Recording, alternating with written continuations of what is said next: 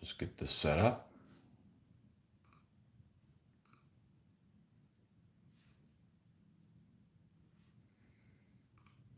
And we will get started where we left off yesterday.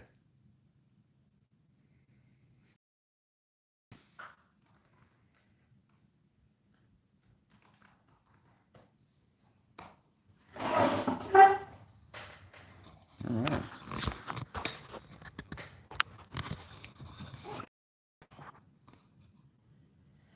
Let's flip this thing here. All right.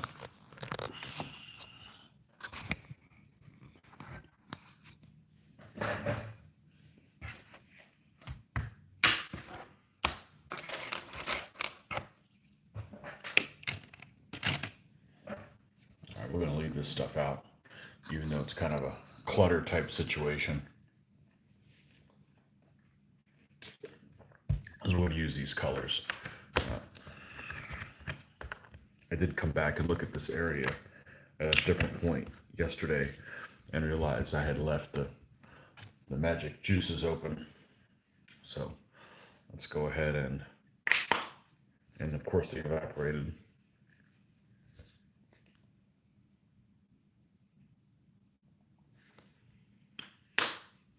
Maybe this isn't such a good thing to have on it. We'll find another use for this the little whiskey hoodie.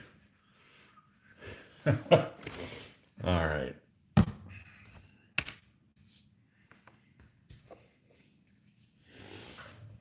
Let's put this guy off to the side, and we're gonna finish this fellow right here.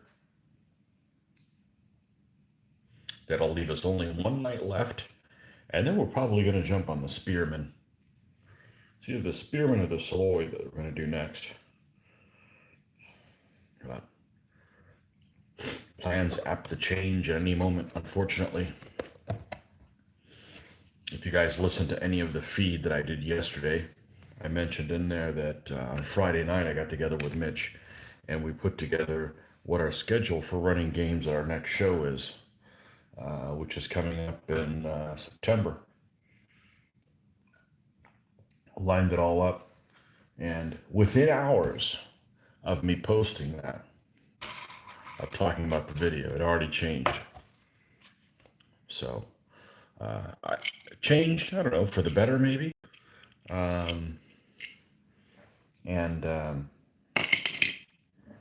Yeah, Don is not going to be making it, so we'll take his spot and run 2 more games. So we're going to run all the stuff that we talked about, plus 2 other things. So, if you are in the Florida area, or if you're not in the Florida area and plan on traveling to it, 3rd week in September, lots of DBA action, plus other games. You know, there's normally a couple hundred people that go to this, 300-400. Who knows what it'll be this time? I know that in our DBA have up to a dozen players, 14 players, I think at the most we've seen. So we're not in a super crowded area, but that's supposed to go off. Who knows? With all these changes, we might find out that the convention's canceled, but I'm still taking that Friday off, either way. How about that? I'll be doing some gaming on that Friday. So if they cancel my convention, by God, Mitch and I will be playing on Friday. We'll film it live, or we'll do something for you guys. Maybe if I had a job that didn't have a lot of changes at the job, I wouldn't be so resistant to it. But yeah, I got way too many changes at work that I expect. I demand none in my personal life. Let's put it that way. So,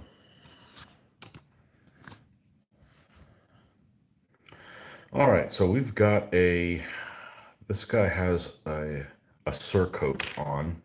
Now, I thought I was talking about possibly doing it in white, but I want to make sure there's not another guy floating around here with a white surcoat, and then you got too much of the same thing. This other one has a red one, yellow one, blue one, white safe. Good. White it is.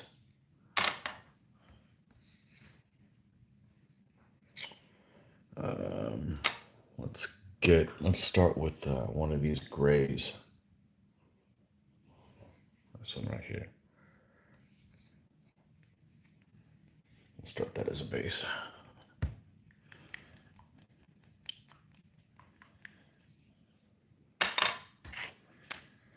Yeah, the problem with changes is it's not that the changes, it's that there was planning involved, and then it changes. Like I don't mind going with, I don't have a problem going with a flow, but investing time and effort into something, and then it's like, no, that's not going to be like that. Well, screw you, then I'm not going to plan.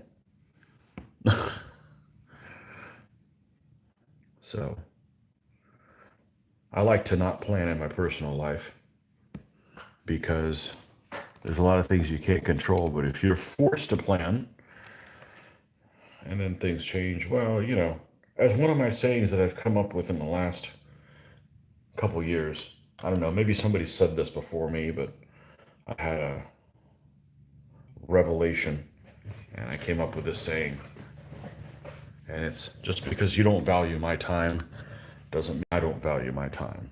So if you're going to waste my time, you don't think it's worth anything to you, doesn't mean I don't think it's any worth to me.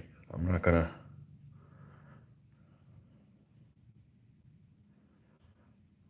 I got better things I could be doing. All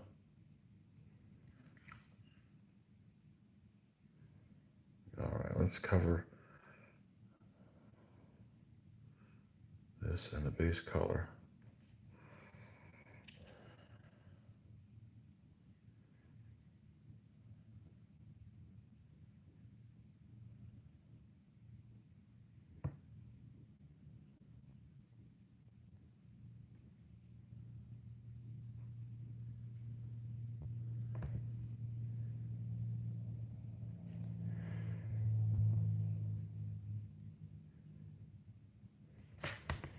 This brush is about to be terminated. It's a bit too thick for what I'm trying to do. I'm trying to use some of these that are less than stellar and save the stellar one for the faces and stuff, because eventually they will crap out. So I don't want to waste any of its longevity on things that another brush could do.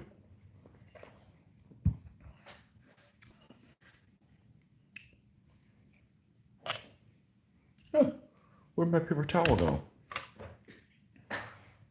Thief!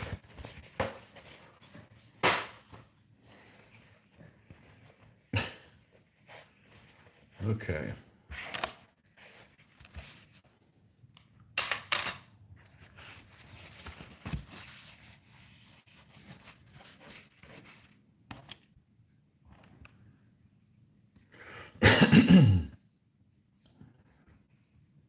I think we had this over here. Let's keep it going over there. Yesterday.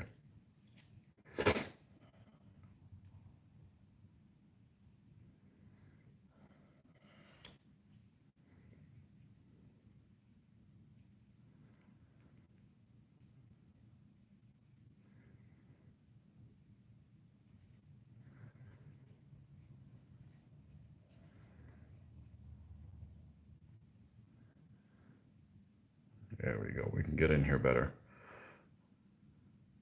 I don't want to have to do any repairs if I don't need to.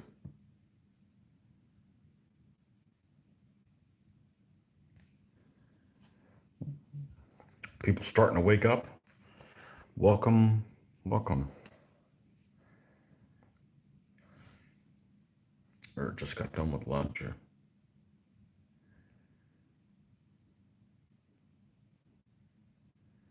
dinner, or whatever you call it. Dinner, I never use that word. No, supper's the one I never use. Never use supper, except right there where I said it. What people call supper, I always call dinner. And then there's lunch. My favorite meal is lunch.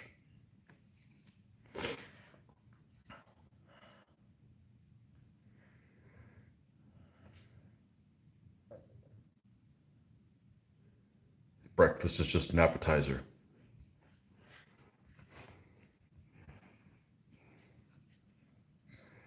Okay. Let's add a little bit more of this core color here.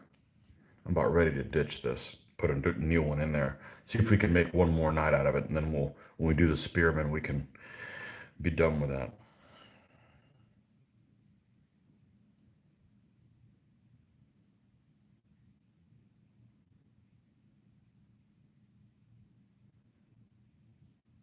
And these are some older figures. I think I read somewhere they're like early 1980s figures. I think they paint up pretty well. Yeah, there's better, more modern figures out on the market, but I already have these. As a matter of fact, these were gifted to me by Kevin Mello. I did an unboxing video of his huge care package that he sent me earlier last year, and had a lot of these knights in them. It may have had all of these. So a good portion of these troops came from him. So thank you very much. We'll put them to good use. And I like painting these older figures. Now, there are older figures I have seen that are awful looking. I don't know who the manufacturer is. Not any pictures online. But any, I would have to say every single figure I have by every manufacturer is worth painting.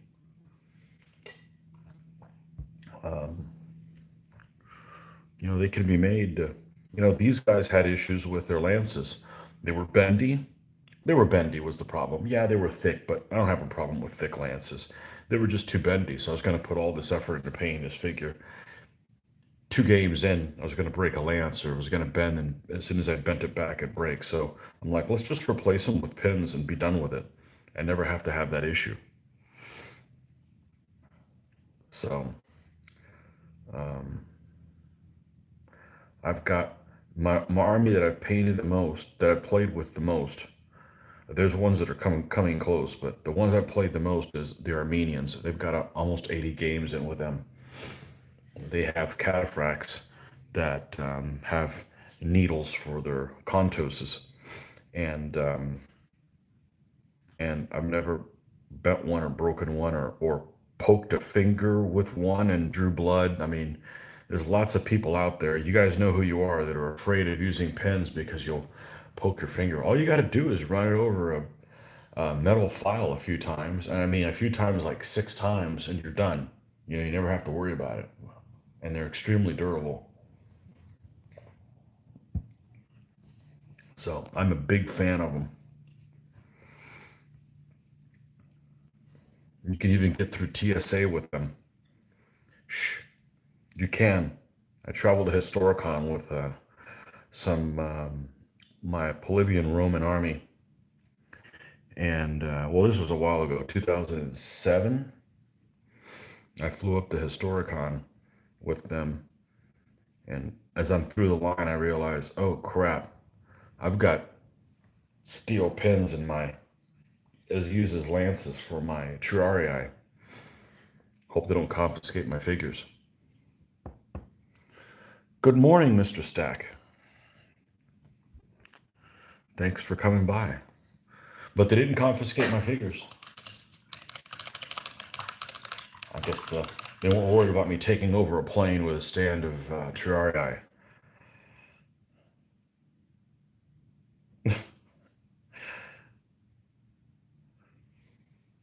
So, actually, I've traveled a few times with figures, and I hate going through TSA. I feel like I've done something wrong.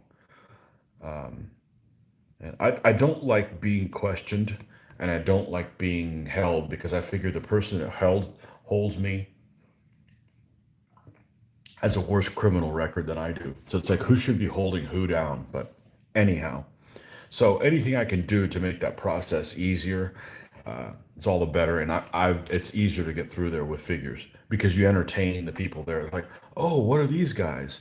Are these like medieval knights? And it was my Romans. I'm like, yeah, yeah, sure. Just get me through this damn line.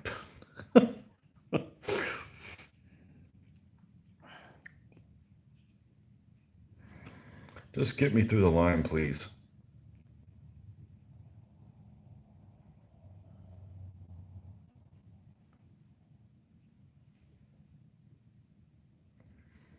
And I'm sure flying right now is even worse. I don't like to fly anyways. I don't like getting in a steel bird. I'm not worried about terrorists. I'm worried about the thing falling out of the sky. I've had I had a big scare when I was younger, probably before I was even in my teens, and it's kind of scarred me. Doesn't mean I won't fly, it just means I don't like to. But it does mean when I go on a cruise or used to go on a cruise, I make I really I really enjoy people that get seasick because that's my equivalent. Although I don't get sick on an aircraft, I'm just terrified of turbulence. I'm fine in a level flight, but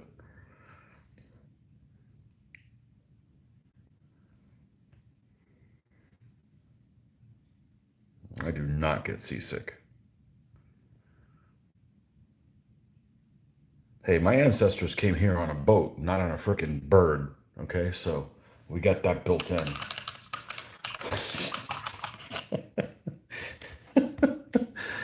Oh man. Really glad they didn't confiscate them. TSA always such a pain. Recommend researching if you're eligible for TSA pre-check. I don't fly very often. I don't remember the last time I flew. And now with the everybody masked up, there's no incentive. I don't know where to go anyways, but I mean, I'll fly if I have to, but yeah, I don't like TSA. It's just another post office thing. I don't like going anything that's run by any government. And not because I'm on a wanted list, just that, you know, who the hell are you to pull me over?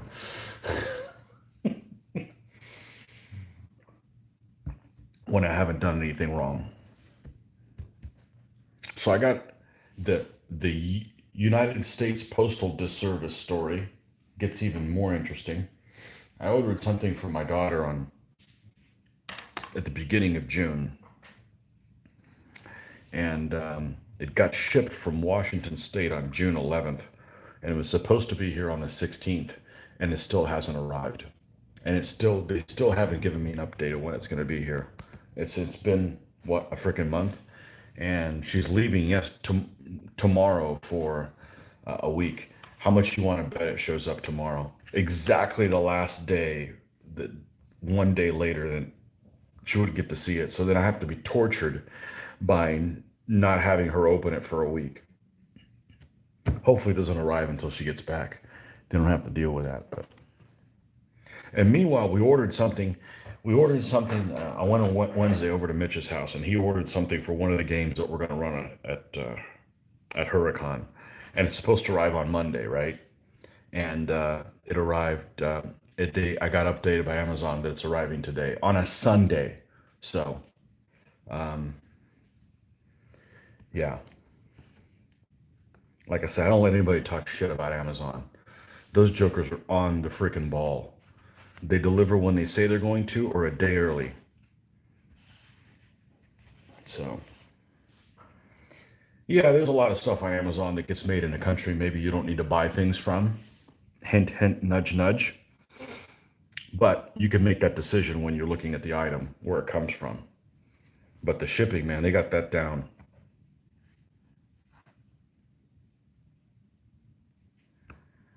So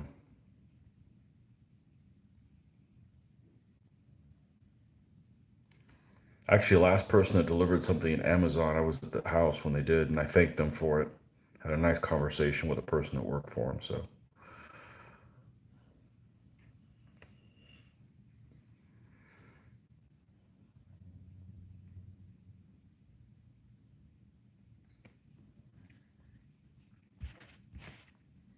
competition, man, competition makes things better.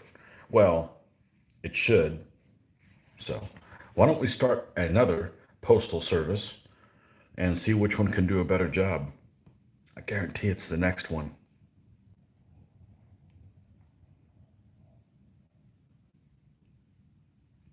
Or maybe ban junk mail. They didn't have to move all that junk mail around. I think they'd do a better job.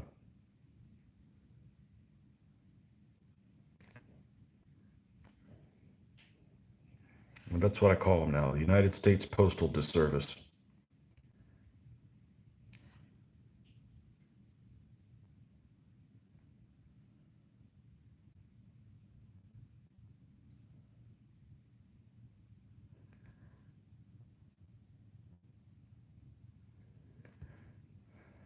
I had somebody that the last time I dealt with them, I had to go. I did a horse trade with somebody with some figures, which I was very happy with how that turned out. Except that I had to go to the post office to mail them, and I refuse to go to the post office. I'm not going to go anymore. You know, their hours are terrible. I can only go during my holy hours, I like to call it, my lunch hour at work. I'm just not gonna. I'm not gonna deal with that. So sorry. I'll until things turn around, which is probably going to be never with those people. I don't want to. Don't want to go there.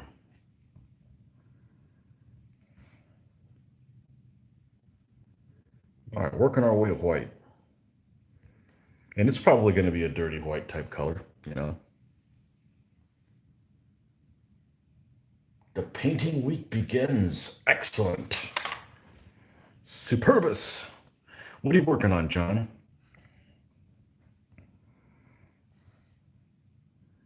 I don't remember if you told me.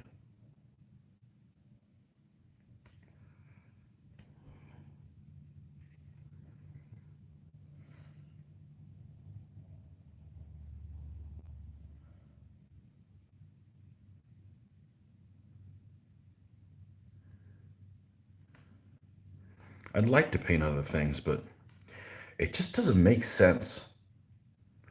You know, it doesn't make sense for me to paint my World War II stuff that's probably never going to use and not going to be in videos where you guys can't also enjoy them. I mean, that's not really a big motivator, but it is a motivator. The fact that I can build an army and then film some games for everyone to see is kind of cool. You know, it's another way it can be used, you know. So that's why I'm never going back to building plastic models.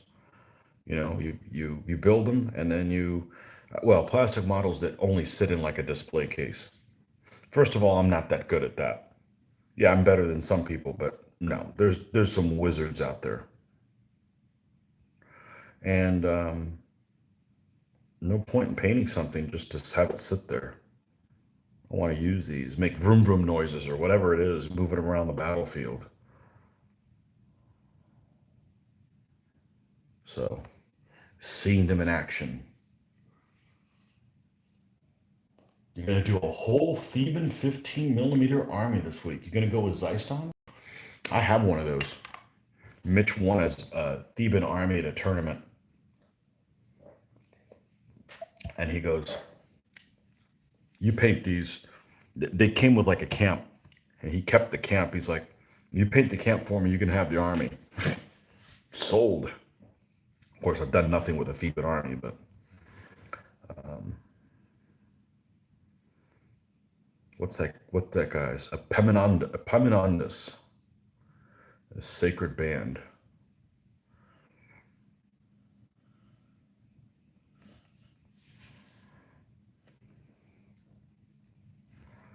Sacred band, I think was only. I don't think it was even. I think it was like 300. I don't know if it was 300 couples or 300 people that were part of a couple. These guys were tough fighters. They stopped the Spartans.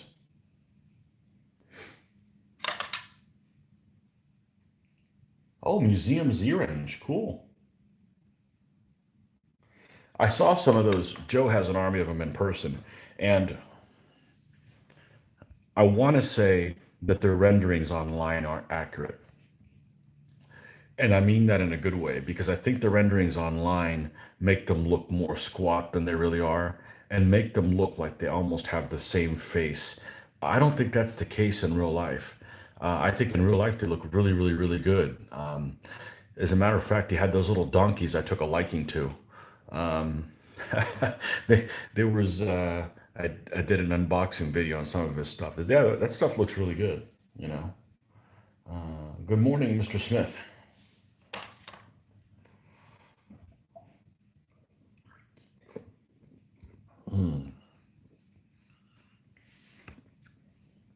Or as some people like to say here in the States, Mr. Smith. That's two F's. Smith.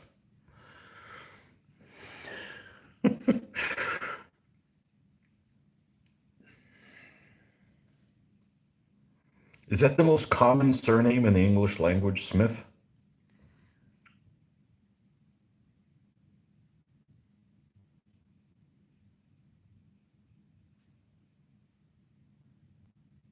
When I was doing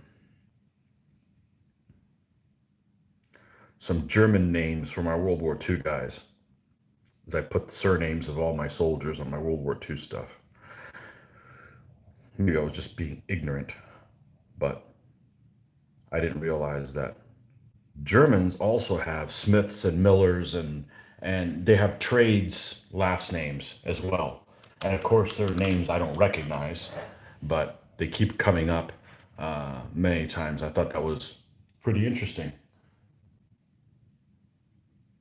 They're nice in the flesh. He seems to be having a casting issue at the moment. Oh, that stinks.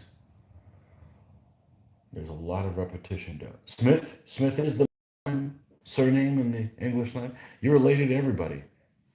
Was there just a lot of Smiths, or your ancestors took a liking to a lot of different women? I don't. Baker seems to be a lot less common than Smiths and Millers. Oh, that's cool. You would think that Smiths would always have some kind of heraldry with like a horseshoe on it or a sword or something, you know? Maybe I'm just thinking of things logically. You just purchased a Museum Z Sumerians. Looking good, yeah. Yeah.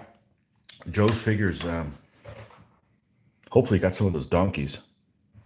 There's only one Carter on Mars, and you got there first. Remember that old game, Space 1889?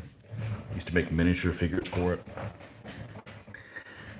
I've mentioned this before. I would love to play a game.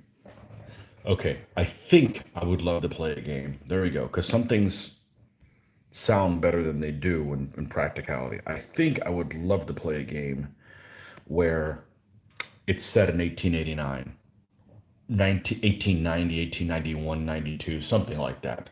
Victorian time period. And you could be on Earth, please. Okay. And there's enough of this planet we don't know about. But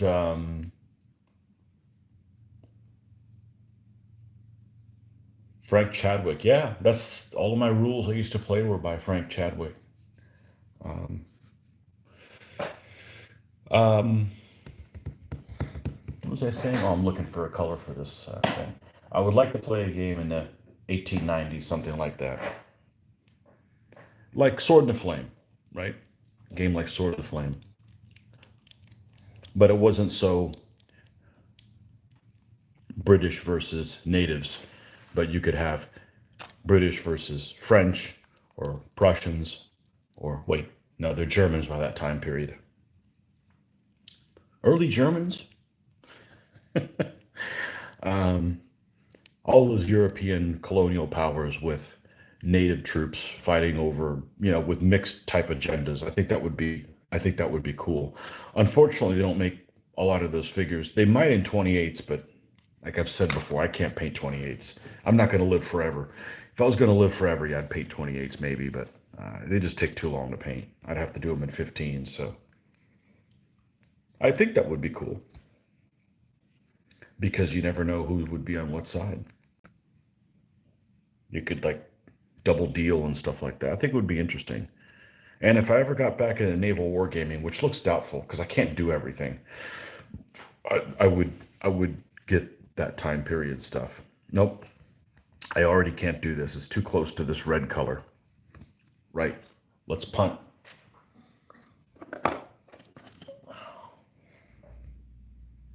This one. Yeah, we used to play Command Decision way back in the day. And then, as you play more complicated games, you're like, yeah, I don't know if I could play that anymore. I mean, I like a lot of the things that he did with the game, but it ends up being a game that there's not too many ways of how to skin a cat. And that's what really appeals to me right now is you play a game where you've got meaningful decisions and there's lots of different ways you can go. But not like, well, it's obvious I'm not going to do this. I can only really realistically do this one thing. Well, the game starts becoming as much fun for me. But I know that in hindsight, having played games that are like that. But I think at the time, I was 17, 18, 19 years old, late 80s, playing that stuff. So it was all new.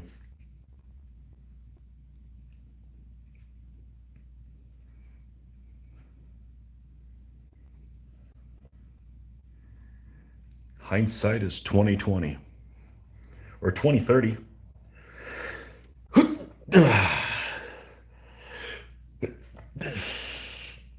I actually know somebody who likes to sneeze.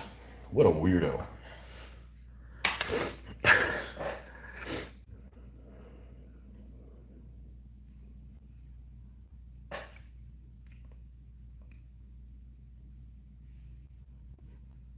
A couple of years ago, I had a cough that wouldn't go away. I swear it was like I had it for a month.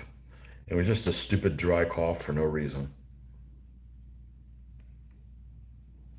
That was annoying.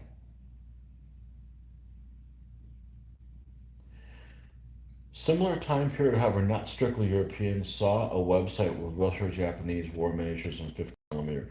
Old Glory makes them, and I believe many may make Russo-Japanese war. But you could use those in a pinch to do a couple, 10 years earlier. Bless you. Oh no, now I'm going to keep sneezing.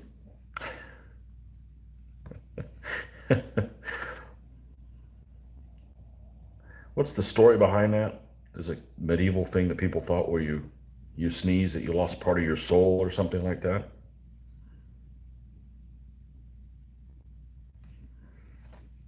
A lot of superstition and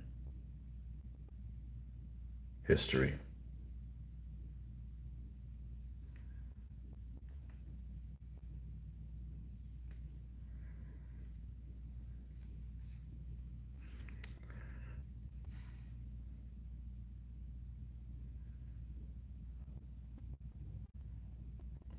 A lot of people, instead of saying they don't know something, they just make up a story. And the next thing you know, you're telling that story to other people and it just grows out of control. You just basically invented something that was not true.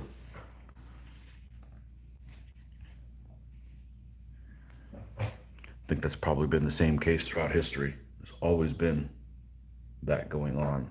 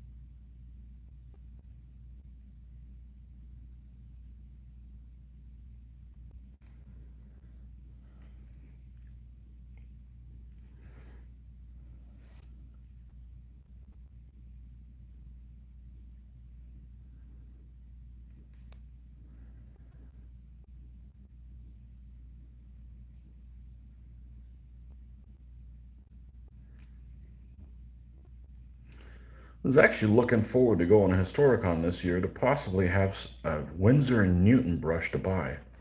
Although I don't know how I feel about spending upwards of $15 for one brush, but I'm not going to buy one sight unseen. Okay, this thing is not doing well, so let's see if we can recover some of it. I don't firmly believe in this stuff that much, the brush cleaner, but it does loosen some of this stuff up. So we're going to do some of this,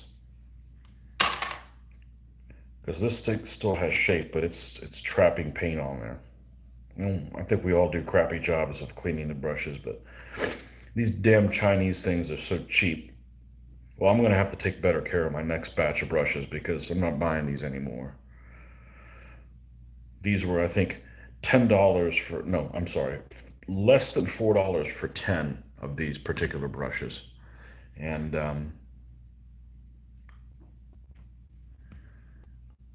I normally use my palm. I guess I could still do that. I'll just wipe it off with that paper towel. I just don't want to have to leave to go wash my hands. This does loosen quite a bit amount of paint on there.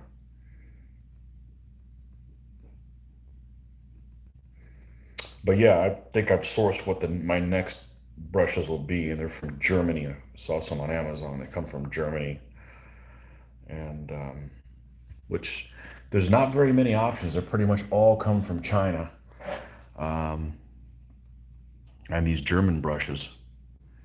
I think you may be able to get Winsor and Newton brushes as well, but I'm not buying a brush sight unseen when you're only getting one. If you get a multi-pack of something, yeah, you're gonna get, you might get 3 duds, but you'll get 7 that are good. Yeah, that helped. That helped. Okay, cool. Just getting real clumpy. So, but the difference is I think the pack is like 6 brushes for like $25 instead of 10 for 4. That's a massive difference, but that's what brushes are supposed to go for, you know. And it's not that these cheap brushes are crummy. I just don't want to buy things that come from that place. So, by the way, whatever happened with the British government and citizenship for the people in Hong Kong? I told you how long I don't pay attention to current events. They were kicking that around like they were going to give it to them, and that way they could leave if they wanted to. That ever happens? It's still on the table.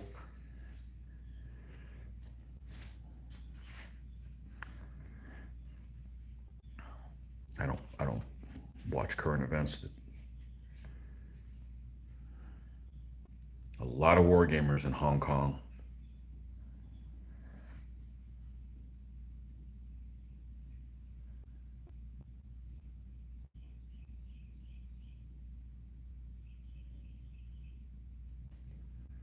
And of course, they're very quiet. I don't blame them. They got a gun pointed at their head.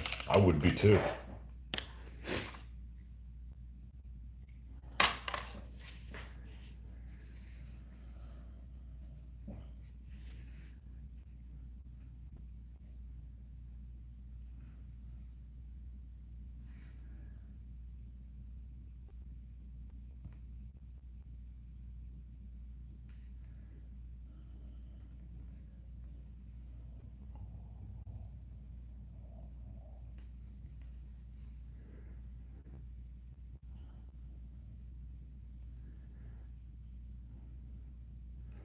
Okay.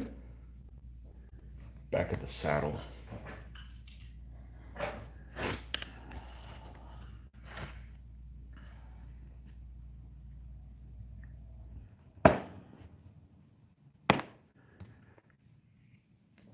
See if I can use this color that I pulled out by accident.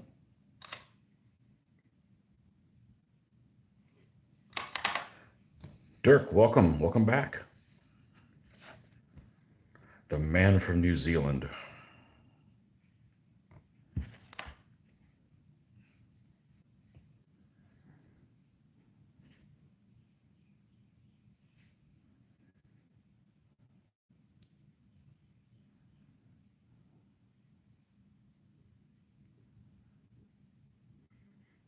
If that's New Zealand, where's Old Zealand? It's part of the Low Countries, isn't it?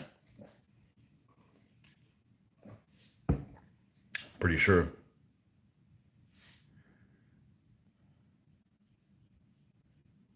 Belgium, something like that. Might be those islands that are off the Dutch coast. I'm from Old Zealand. Nobody would know where you're from.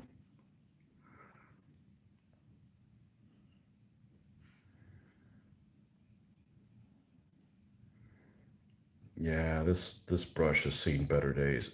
You know, it's not like it died in an afternoon. I use it a lot, so.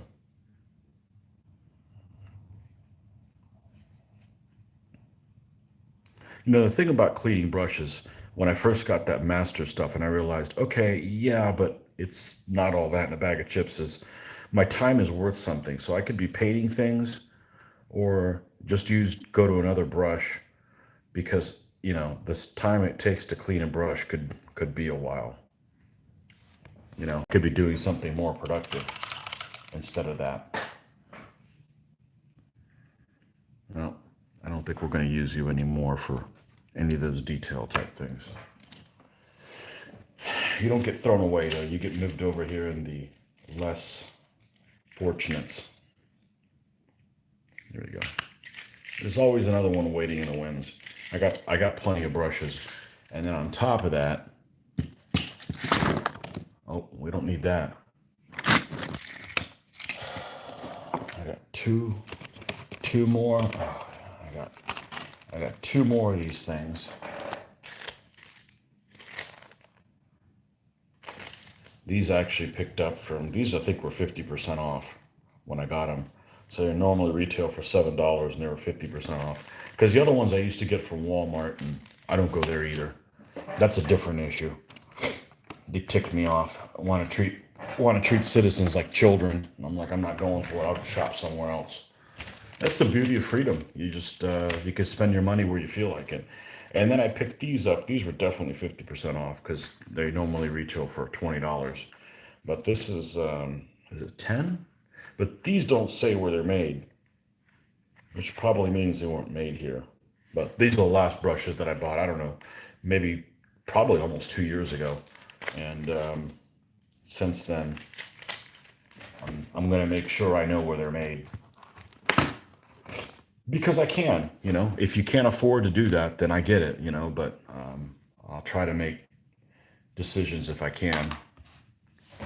So,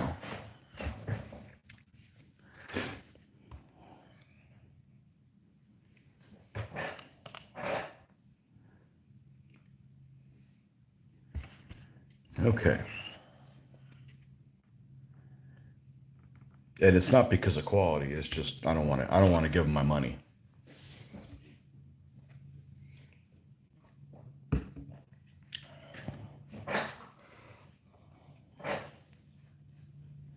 till they change their ways, and that's not going to happen in my lifetime.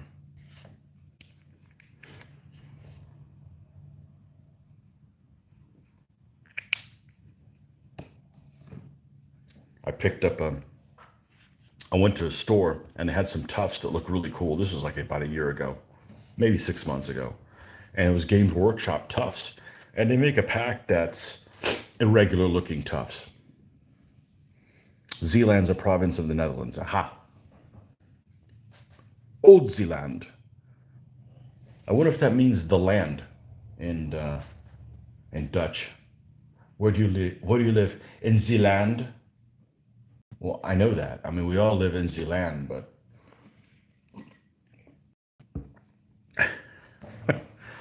so I went to this Games Workshop gaming store in Jacksonville, and they had these tufts that were irregular shaped. In other words, they weren't just little round; they were amoeba shaped, and you know you could still cut them up and do whatever you wanted to with them. But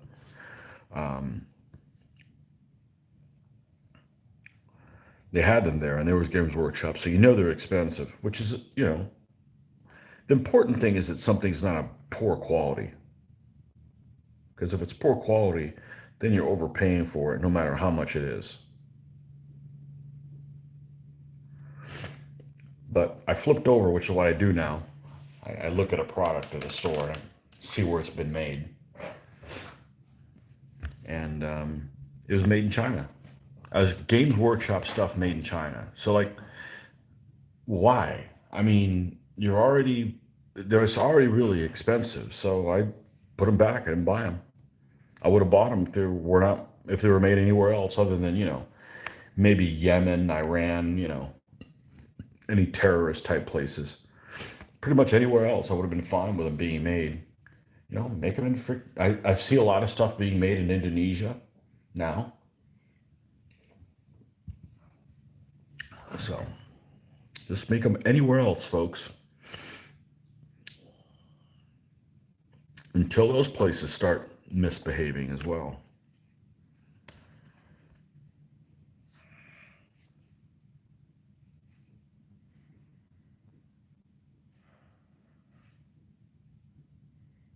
Make them in Taiwan.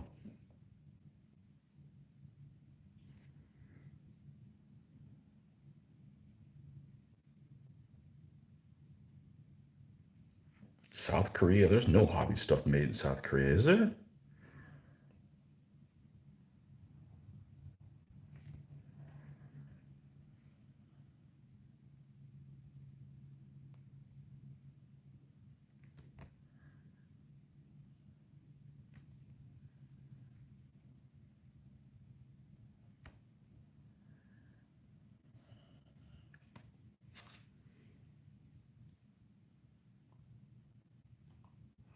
Is that where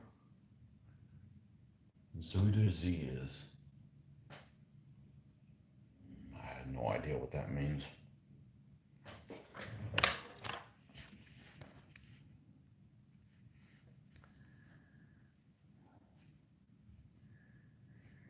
Yeah, but if you did like a late Victorian time period, you could incorporate some of that Jules Verne stuff in it.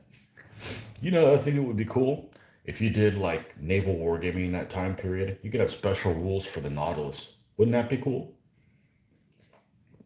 Play a naval game where one guy plays the Nautilus. It's a river. Netherlands. Isn't that all one river? One flooded river.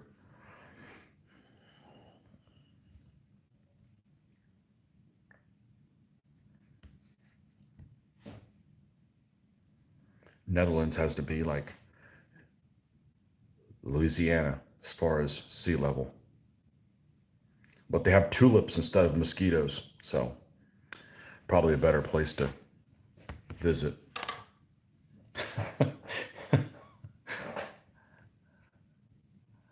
Late Victoria, try in Her Majesty's name. I can't try anything. I got my hands full of this. I like the daydream. That's my daydream. I think it would be cool. I think it would be cool because it would be European powers that would be fighting each other. You know, and you could switch sides. You could have the British and French one time be on the same side, then be enemies. That kind of stuff. I think it'd be interesting.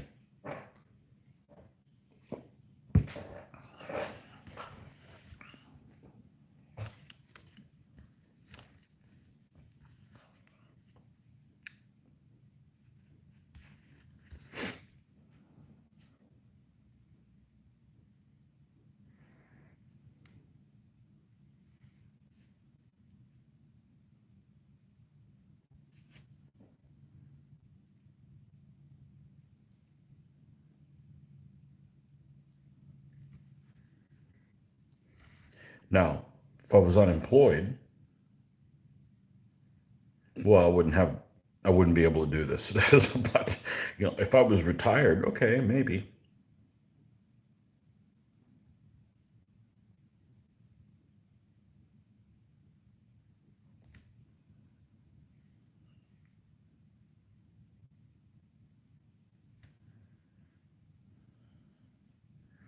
I have a limited amount of time to do things. So, like I said yesterday, Rick, there may be some other stuff I could be doing. But to be honest with you, what I found is the time that I spend painting these figures for this game, this is going to be used. This is going to be used. We're going to have some fun times. We're going to laugh about a lot of stuff, you know, that, and that's where that's where I'm sold on. These aren't going to sit on a shelf. We're going to play, you know, tens of games with these figures. I'm not going to say hundreds because you never know, but it's time well spent. Ti Time better spent.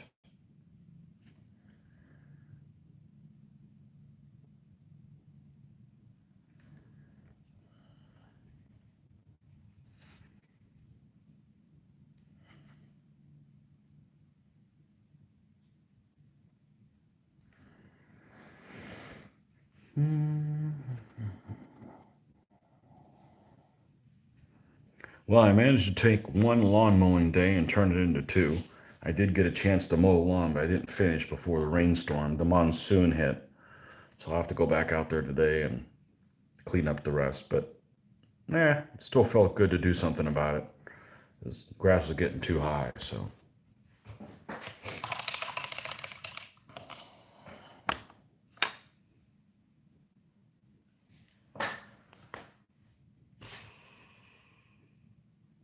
You may not like it, Tony. 28 millimeter skirmish with magic. Nope. No way. Not my thing. I have Scotland Yard, British Army, French Foreign Legion, even Pinkertons as my factions. French Foreign Legion. Oh, that I could have some fun with that. I love doing fake, really bad French accents. It's fun. The other type of magic would just put straight period rather than steampunk. Half of Ilgesmir was reclaimed to create a new province for Flevoland. Flevoland sounds like a place where they make lots of ice cream. Welcome to Flavorland. What flavor would you like? That's assuming a Dutch accent is similar to a bad German one. There, disclaimer.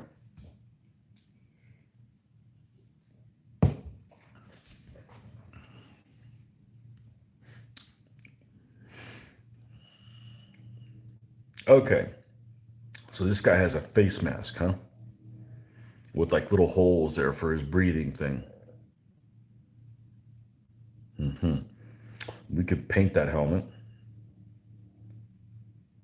That'd be all right.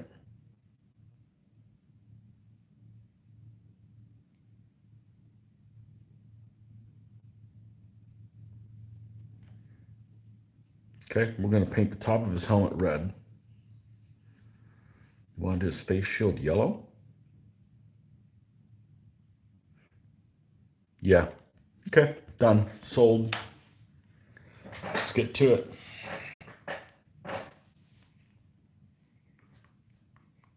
Neapolitan flavor. It took me a long time to realize that Neapolitan is basically Naples. Like, why? It's not spelled the same. Took me a while. Like, maybe I was, I don't know, in my teens where I figured it out. It's not obvious. It's not an obvious connection.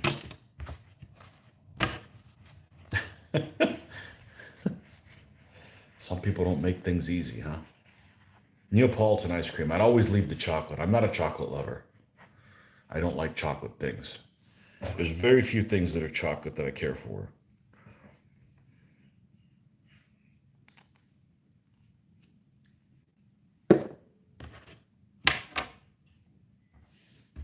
I'm a fruity guy. Do you know that margarita is the Italian flag? Yeah, I read that recently. Yeah. You got the cheese, the sauce, and the basil. Oh man, I love basil. Holy crap, I love basil.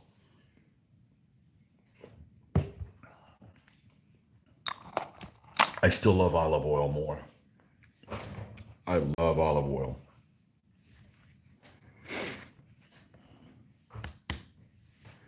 So we keep talking about we're not growers in more ways than one. We're not growers, but meaning if we ever have like little plants and stuff, we always seem to kill them.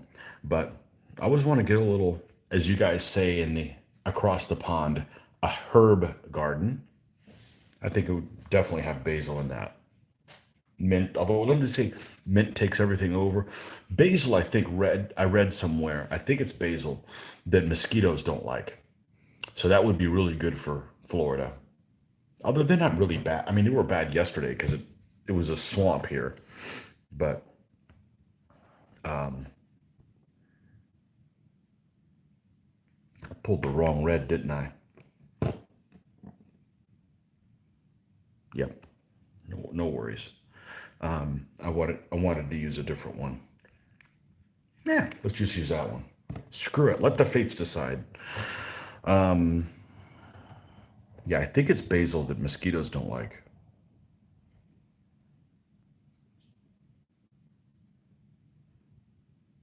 We all of us love basil. Tomatoes. Oh man, we love tomatoes, but tomatoes aren't a very pretty looking plant. Let's be honest. But yeah, I did read that about the margarita pizza, but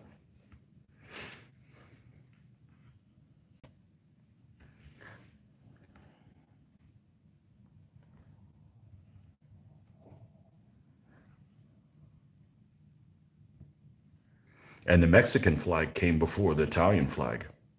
So if you think, oh look, Mexico picked the same colors of their flags just like Italy. Nope. Wrong order, pal.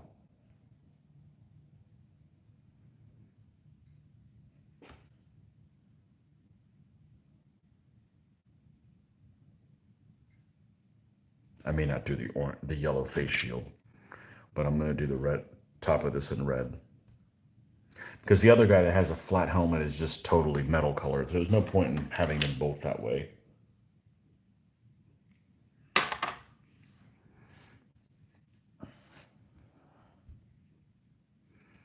Man, don't talk about food, man. I'm gonna have to go get a snack.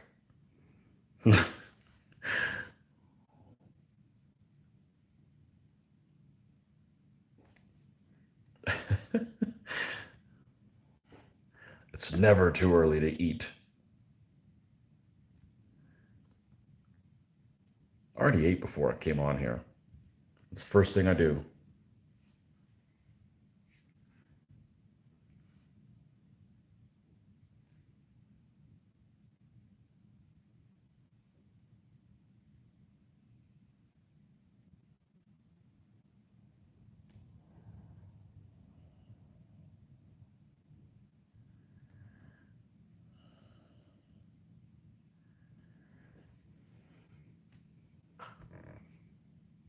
Good morning. Ah, Mr. Zeaton. Hadn't seen you in a while. Willkommen.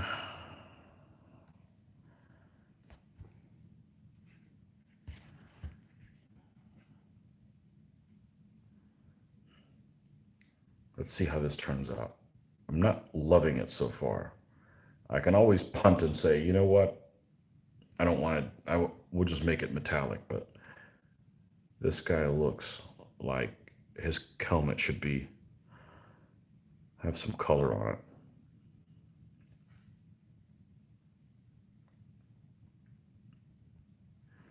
I didn't want to do a helmet split, where half the helmet is in one color and half's in the other. Although those tend to look, I really like how they turn out.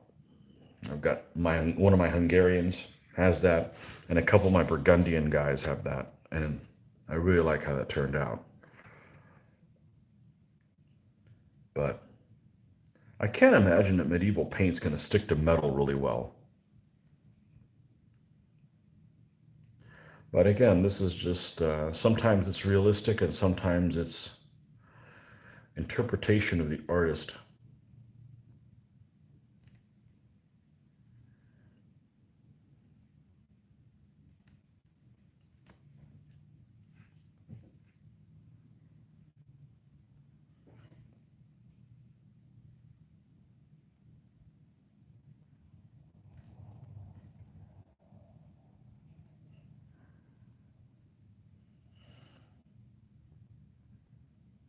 Hopefully, you can get that Theban army done in a week. And I'd take that to an open tournament. I'd take a spear army to an open tournament. No problem. Mitch is the one that doesn't like spear. I like them. You can count on their numbers.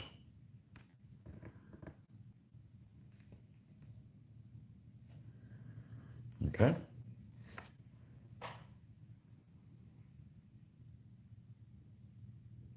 And we're going to lighten this up. Probably not with yellow. We're going to lighten up with white. That we have a little bit of a different tint. I randomly found your blog after looking for inspiration from medieval Germans. You nailed those Brandenburger Eagles. I'm trying to recreate on some Essex shields, and it's not going well. Ah, I know who you're talking about. That's my army that they nerfed my spearmen. I nerfed my spearmen. You want me to go get them? I think I know where they're at. They're I forget which town it is. It might even be Brandenburg. Yeah, the red and white ones.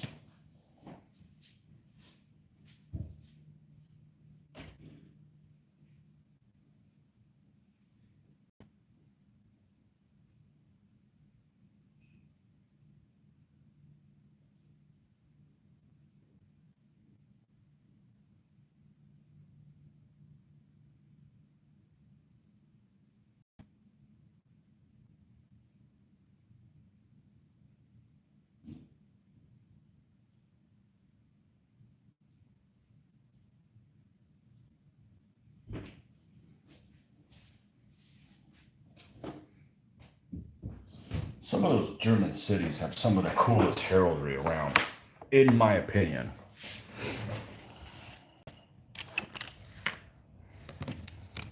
This is the part where the people in the UK said, yeah, too bad we had to bomb the shit out of those cities.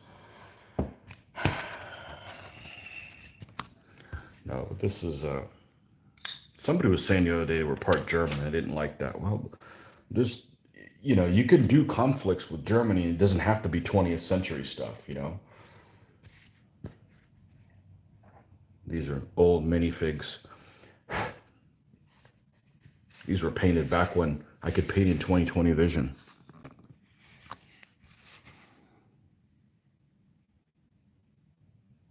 Yeah, I guess this was probably Brandenburg. Look, I lost a spear along the way. It happened a while ago on this guy. We'll just leave him be. But this, and then this is another one. I forgot which town it is. It's supposed to be a little castle, but it's just stylized. You just take one stroke at a time, pace yourself, do one, see how it turns out.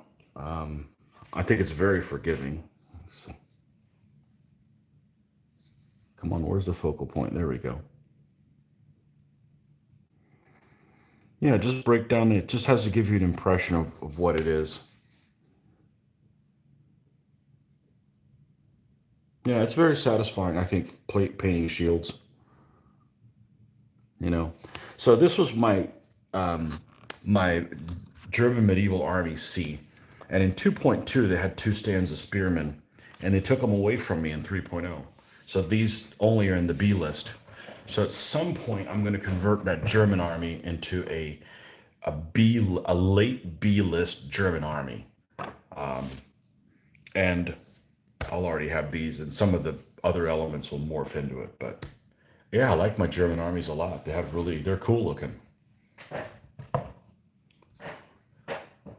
And then we get to make, Mitch and I get to make stupid Arnold Schwarzenegger-ish type voices and stuff when interesting things happen. But you expect that childish stuff from us anyway. So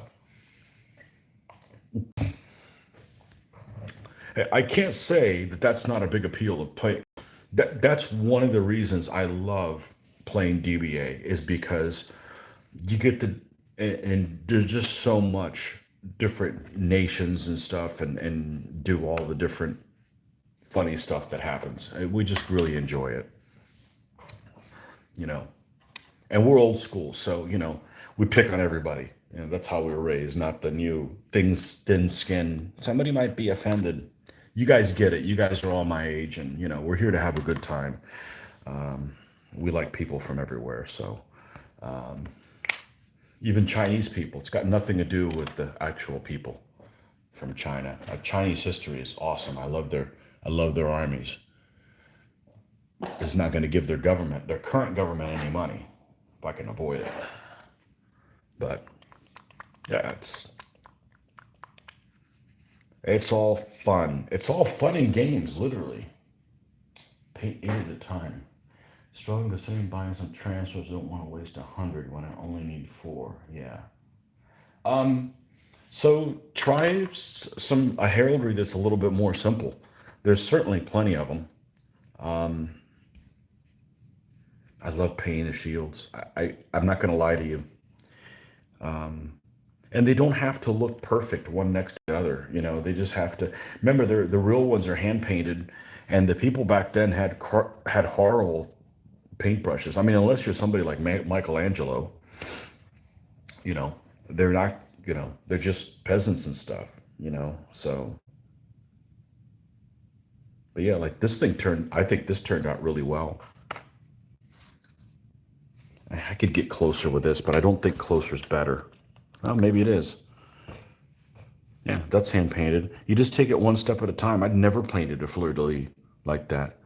You just break it down in a basic stroke. The main thing is to pace yourself. Like if you're gonna paint a, where'd all my paper go? Let's see. Let's see if I can find an empty one here. There you go. I don't know where my pencil is. We'll have to use pen, which I don't care much for doing. But if you're going to paint a shield, let's see if I can do this a little bit more upright. There we go. Now hold. All right. If you're going to, let's tilt this a little bit more. If you're going to paint a shield that's shaped, and you know what? I'm going to grab my pencil. That's over here. Should be anyways.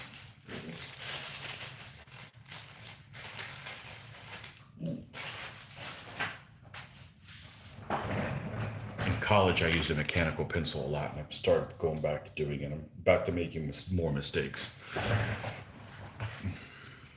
If you're painting a kite-shaped shield that's, say, like this.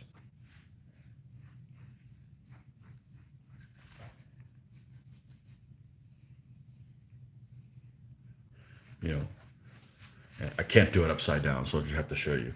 And say you're going to put an eagle on here. Oh. What? This doesn't have an eraser on the back? Wow. Well, I dropped a bunch of lead down here. See, as much as I try, I'm going to keep making mistakes, unfortunately. Damn it.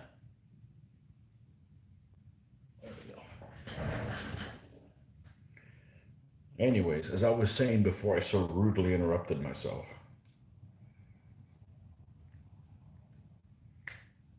I don't know where this mechanical pencil came from. This is not the one I thought I was going to fish out of here. But it's .07, right? No, it's .09. Holy fat tip. .9 mil. That's a fat one.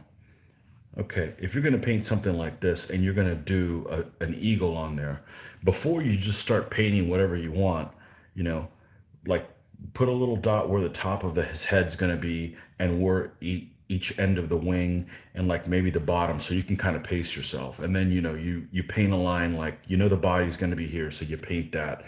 And then maybe you paint, you know, basic shapes like that.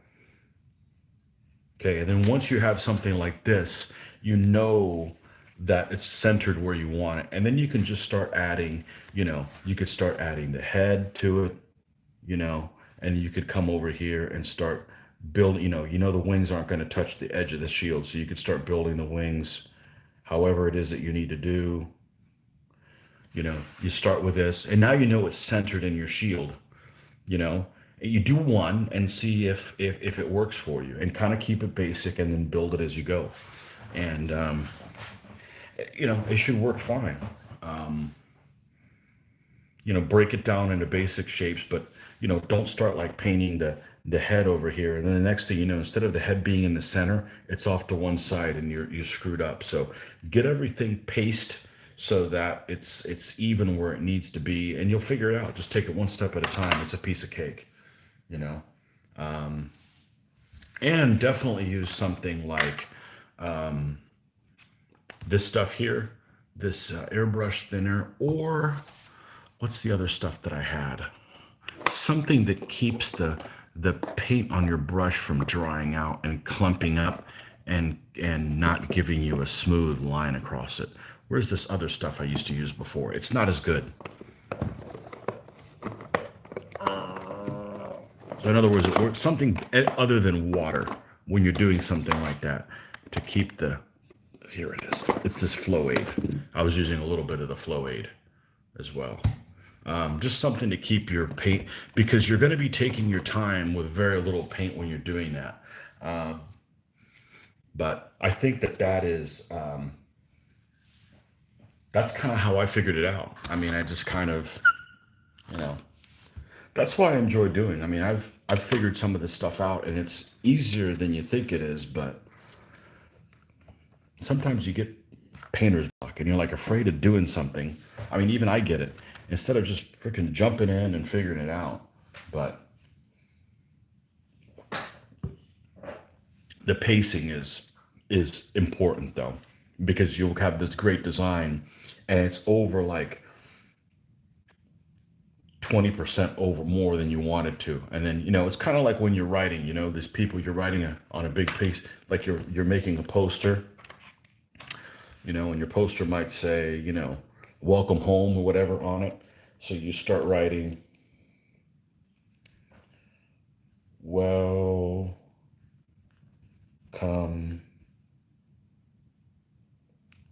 home.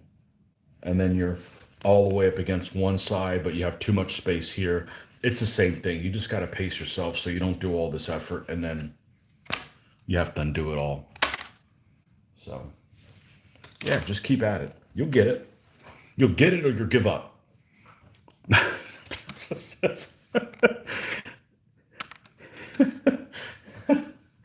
Oh man, just it's easy to fix these things too. As long as you're not using paint that's super thick and it gets gloppy. Because once it gets gloppy, you're in trouble. So anyhow, I think somebody told me, or I read somewhere, that you shouldn't give away your tips. It's, I guess they were equating it to like a magician that was given, but I'm like, dude, somebody could be struggling with something and I've figured something out, and maybe I give them some kind of insight that will keep them from not painting anymore. That the intent is not to be like, man, Tony paints really well. I can't do that level. The stuff I did early on was terrible. We just need to keep improving, see other people's stuff, go, oh, that's kind of cool. This is motivating. This should be motivating, not demotivating. I'm not going to be like, well, I'm going to keep these tricks to myself because I don't want to give away my secrets. I'm like, this stuff isn't going to make me rich. This is therapy. So um, I don't mind helping people along. So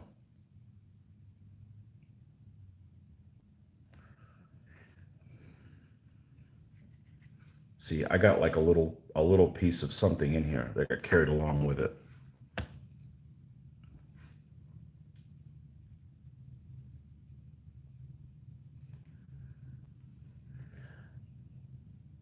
But the paint brushes are more important than the paint.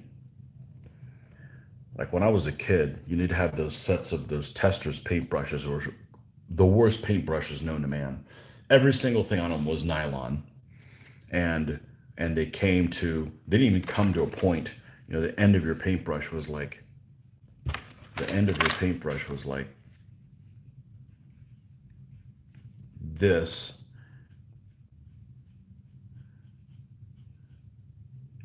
and the bristles was like that. You can't do anything with that. Okay, it's useless. So I don't know why they. I think they still sell them. It's like you can't do anything with that. You can't paint details. You can't. You know, I don't know why they market stuff like that. And even a cheap piece of crap brushes like these, you know, can hold okay. You know,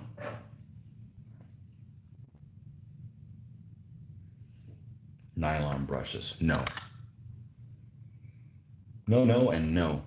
Although these are synthetic, aren't they? These are. I don't know, but they're not those nylon things.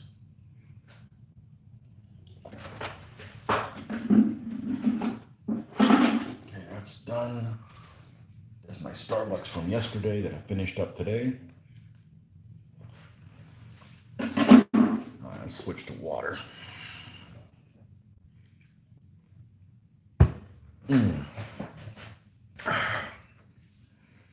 I don't mind giving away all my secrets. They're not secrets. The stuff I figured out along the way that works for me. I may do something that doesn't work for you. Like there's some people that are just dead set against basing, priming in black. Hey, if you like priming in other colors, you know, do it. You know, I happen to like black. I'm not into converting people. If you like what you're already doing, do that. Looks like this has a tiny little rim. We're going to leave that rim in a metallic color. We're going to leave it in metal. And I think I am going to do, I'm not going to paint his face thing in yellow. I think it's a bit much. We're going to do it in metal. So let's go ahead and do that.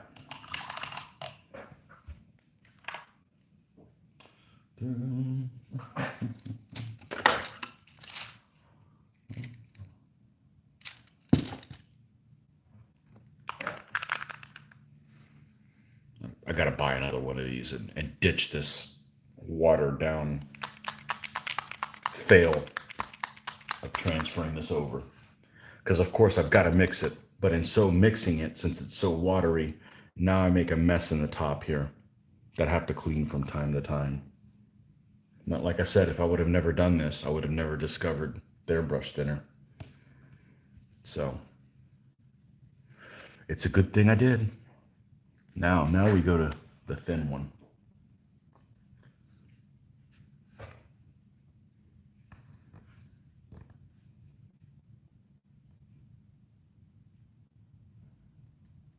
And I like the Games Workshop metallics better than Vallejo. The Vallejo ones seem like they're very clumpy. I'll use them, but I'll try to use these first.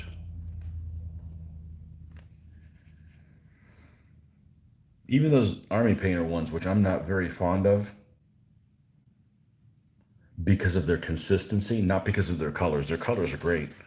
I still use, so, you know, we use them all.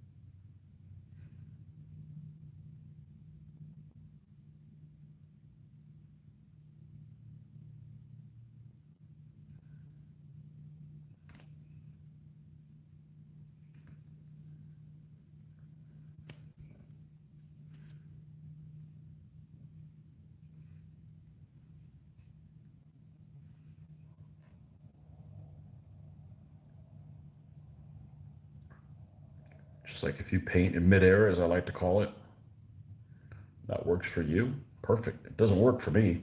I got to always have the figure resting on something. And it's not because, I'm that bouncy. It's just that it's not relaxing. I find it stressful if you do that. Yeah, so it's better when I don't put it, when I'm not holding it. It doesn't bounce as much. Just an old school figure. I could say he's older than me, but no, not that old. Somebody said it was 1983. I remember 1983 pretty well, so 12, so.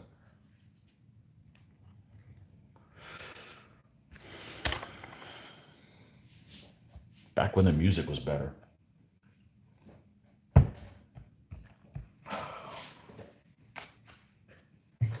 My daughter likes to steal songs off my playlist, and I don't listen to music as much as I used to.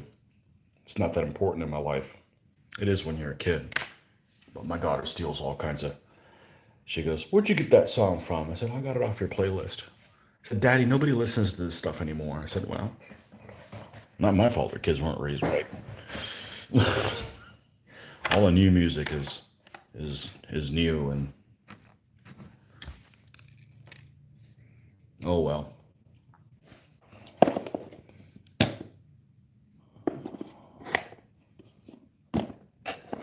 I can't raise everybody's kids. Jeez. I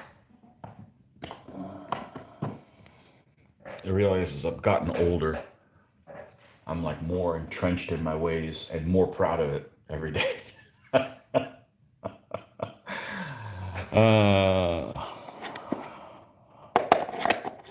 I'm sure that's the same for you guys as well. Oh, got all cockeyed. There we go. We use khaki for this.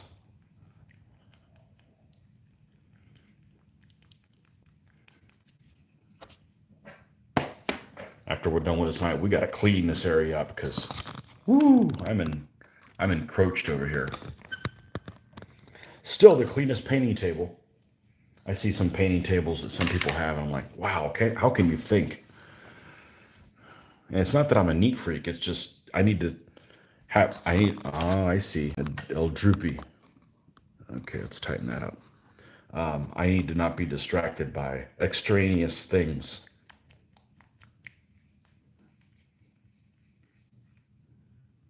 It means I'm less productive. All right. I'm sure we have some black that's still alive around here.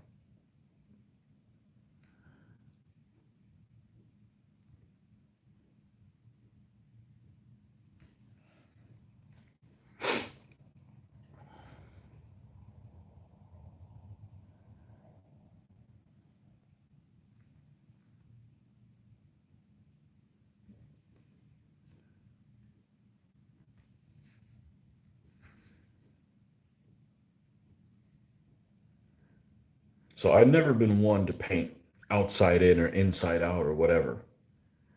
I just always paint the dominant thing that's going to help me decide what the other colors are and then work from there. Because I don't want to plan what color every single thing on the figure is going to be from the get-go, because that's time consuming. And then if I change my mind, then I wasted that time planning.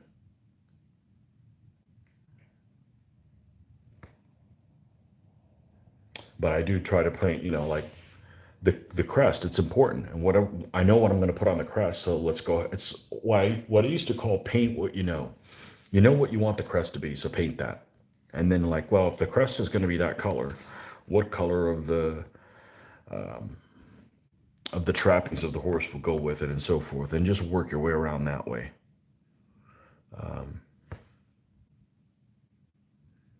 Because I can pretty much reach anything that I need to paint.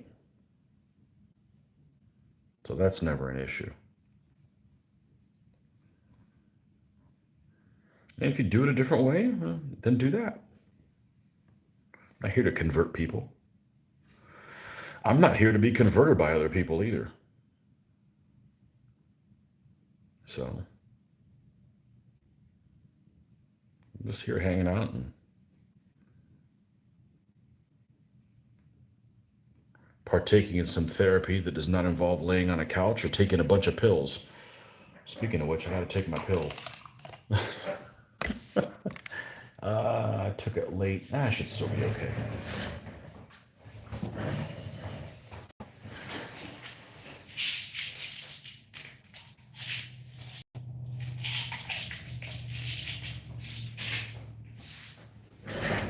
It's skin related. So I'll turn into a leper.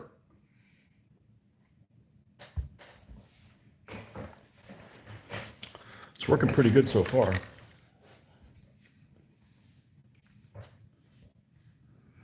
Everybody has something. I'd rather have that than liver or kidney or.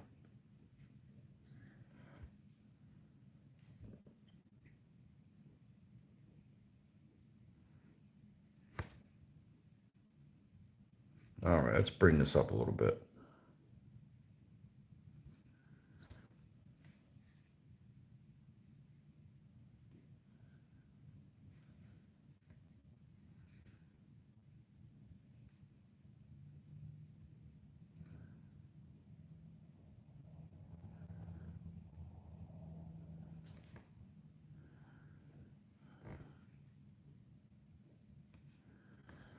Okay, and now we're going to add a little bit of white.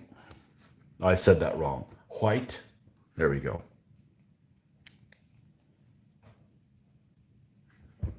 Uh-oh. I'm crap at painting white. So most of my biblical features, unbleached linen robes. Yeah.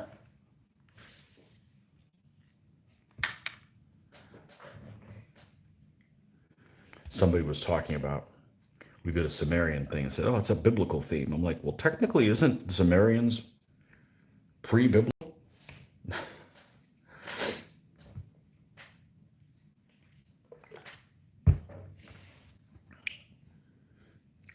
With what I've experienced painting my courage and my Irish, in other words, painting folks that don't have fancy clothes and making them look exciting, I do look forward to painting the Amorites because it's the same type of thing. I can't I can't give them purple and green things. I gotta keep them subdued. But yeah, I think they'll look good.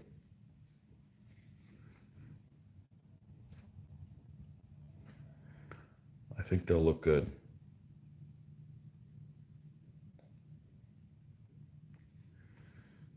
Except for the part where I'm like, okay, it's time to paint their flag. Oh, they don't get one. Oh man. Maybe I could put like a rag on a chariot or something like that, like a dirty pair of underwear. Some kind of recognition for the leader.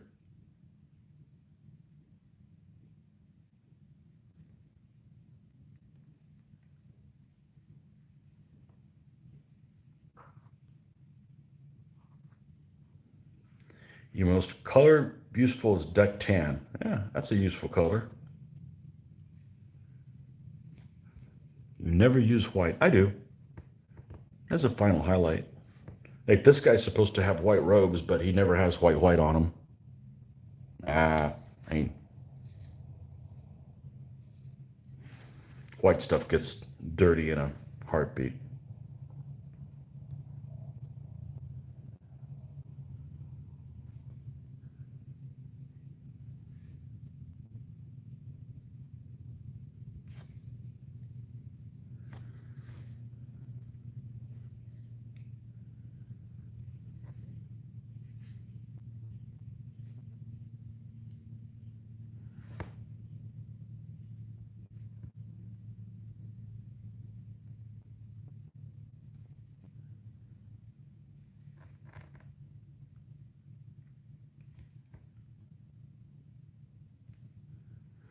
Okay.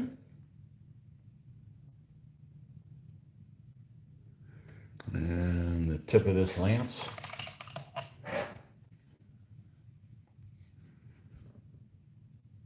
Some of the tips of my lances have more metal on them than they should, but that's okay. This is just, this is like cartoonish, you know, to a degree. We'll give this guy a mailed hand.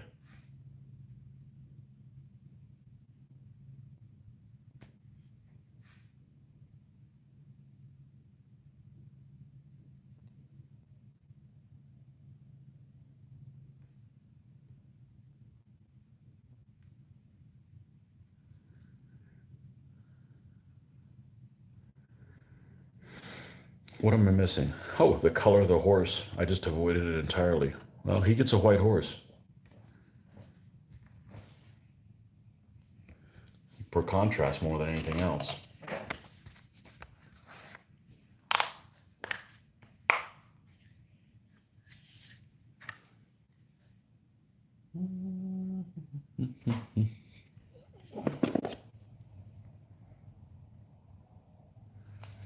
Pale sand, yeah, this color doesn't cover well. You go back, you go away. I got time for you. I thought it was going to be yellow, a white horse. Maybe it won't be a white horse.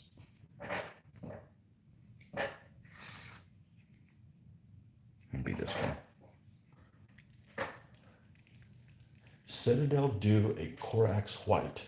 I hate their names. Yeah, which is a slightly gray white, which has really good coverage. Oh, cool. Yeah. Lead belt, lead belcher, and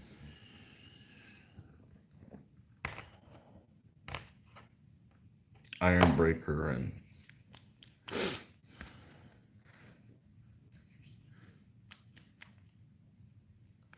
iron fondler.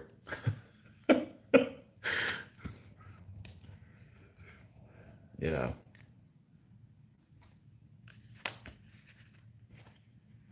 Yeah, I don't dislike their colors. I just don't like the things that I don't like the orc themed colors that remind me of a language that's spoken by the Tasmanian devil, like black, black, green, and purple, and it's like, can you use English terms, please?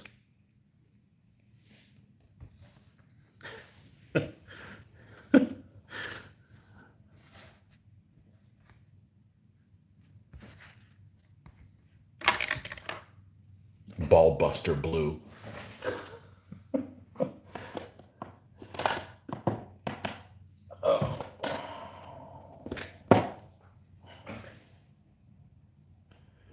Fannying about pink. Nice.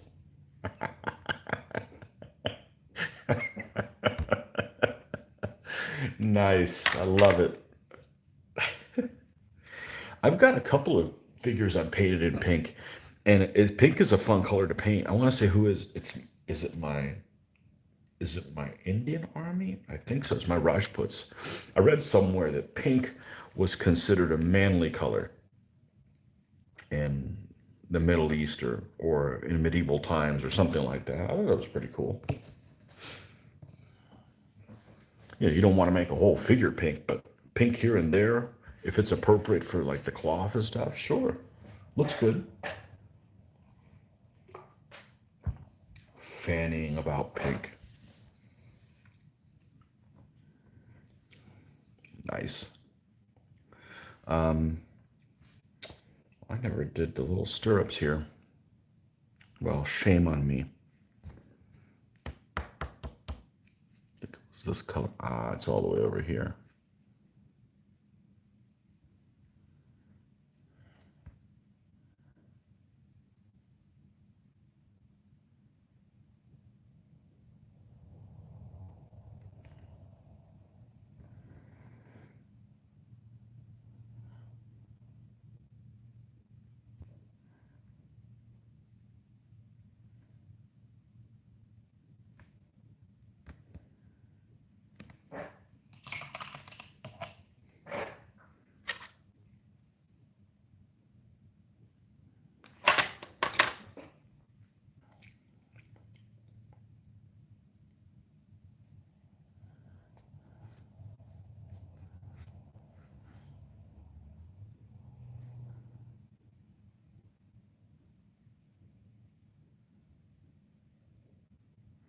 Mix some brown in with this for the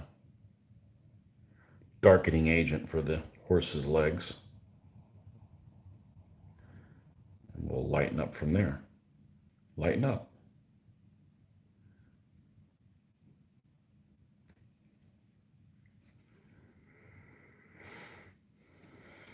And then we'll do the last night, which I think I mentioned he was going to be blue.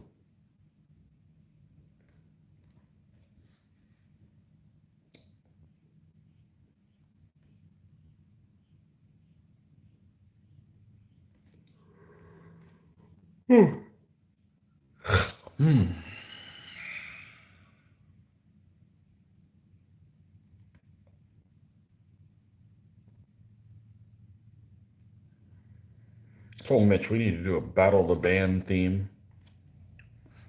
War bands. But we all have to wear a band t-shirt. That'd be kind of cool, even though I don't own any.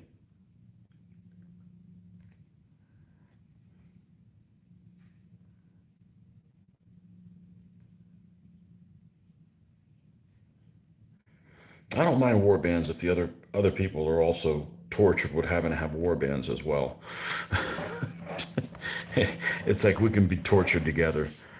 They make fun games. I just don't have a lot of confidence in them being able to carry the day for me because they're so here today, gone tomorrow type of thing.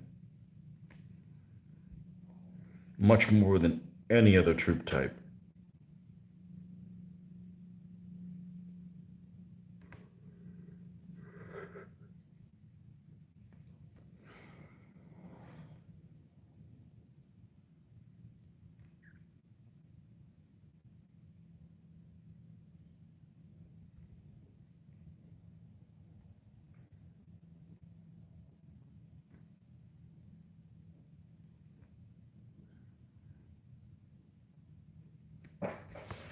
All right. I'm gonna go get some nutrification. I'll be right back.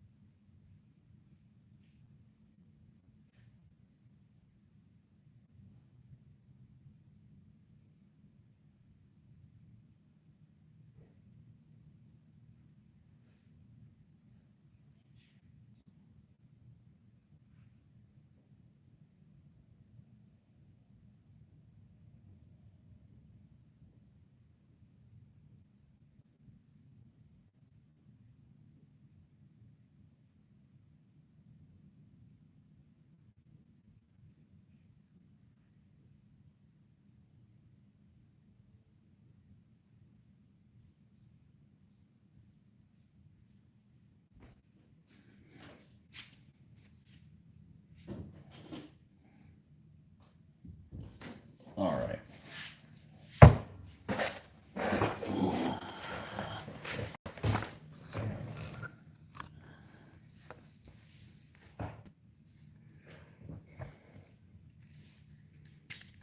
I'm super hungry at this point.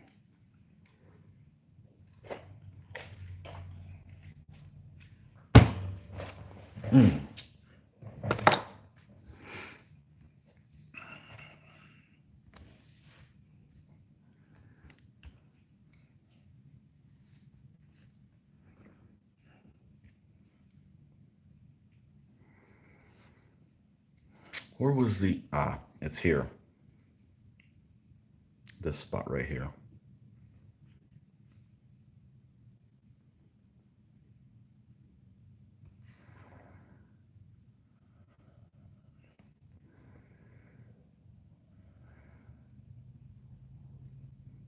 So yesterday we talked about what games we were going to run at our next show. And within hours of figuring it out, telling you guys about it, it already changed. Not because of us, but somebody was going to run some games and they let us know that they're not going to be able to make the show. So it just means we're going to run the stuff we just talked about and more. We're going to add a collision course game and probably an auxilia themed tournament. So that's what the plan is at this point.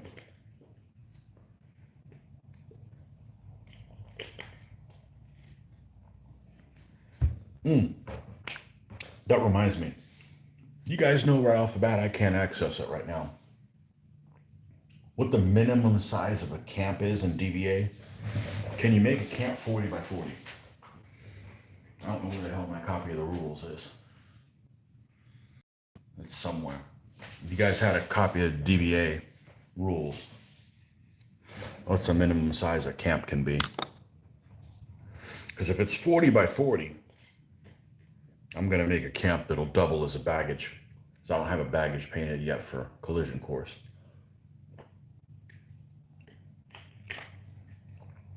I don't mind making bigger camps. I just like being able to multi-purpose something.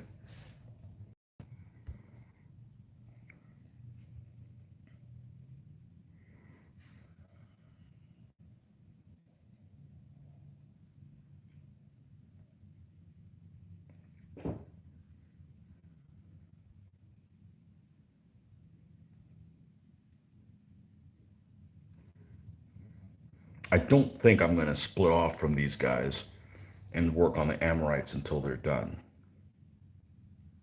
I don't think I'm going to do such a thing, but you never know. But I'd like to have the Amorites done for the next convention because there's a lot of events they'll be able to run in. So,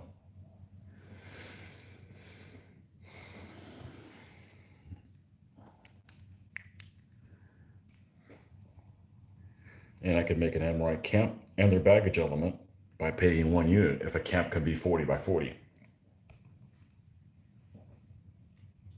And I got lots of camels. The Amorites apparently were nomadic settlers, so you know they're going to have camels and stuff.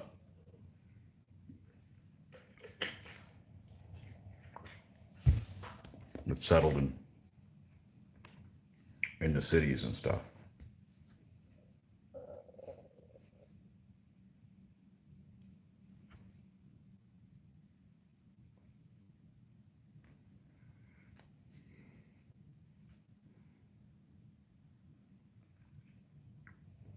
But we'll film painting them because I think it's going to be a fun challenge taking figures that aren't super exciting to paint and give them some panache, so to speak, with a minimum of striping and stuff like that. No, nothing on the size of the camp. I can't daydream without knowing the answer to that. Let me take my rule books over here.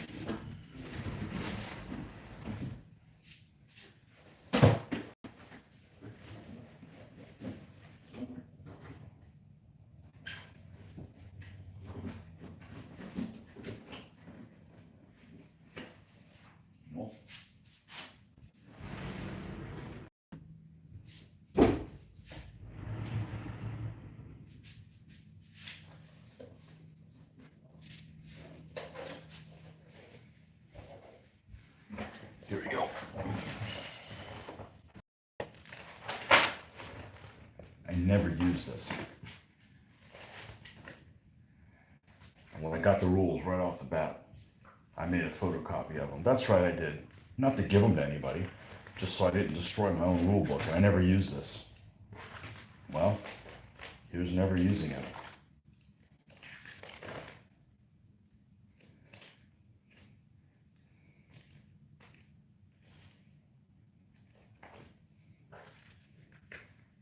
Camps. Camp is a logistical component of the army. It's optional for the army as a city more than two. Yeah, I know all that. Da, da, da, da. A camp must be at least a base width by half a base width. It's a piece of cake. So it can be 20 by 40 by 40. Perfect. Oh, there he is. One base width by half a base width.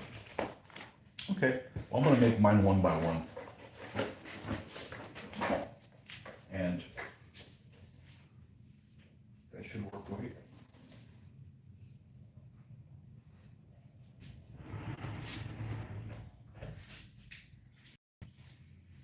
That should work great for them. Speaking about building a book one along with me.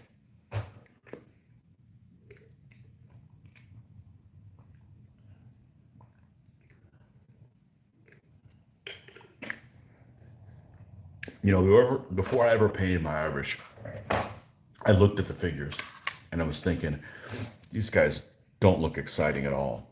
And I freaking love them.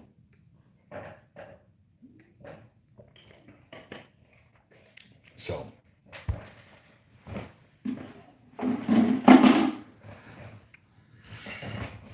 okay.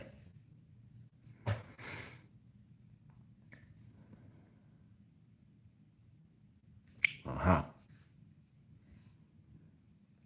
Hoof time. And then we're done with this dude.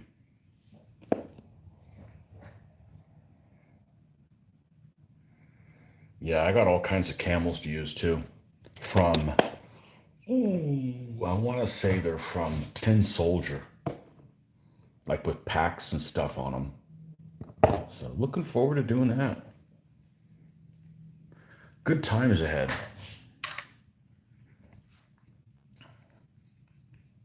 Good times, good times. Fun stuff. Yeah, I was kind of disappointed that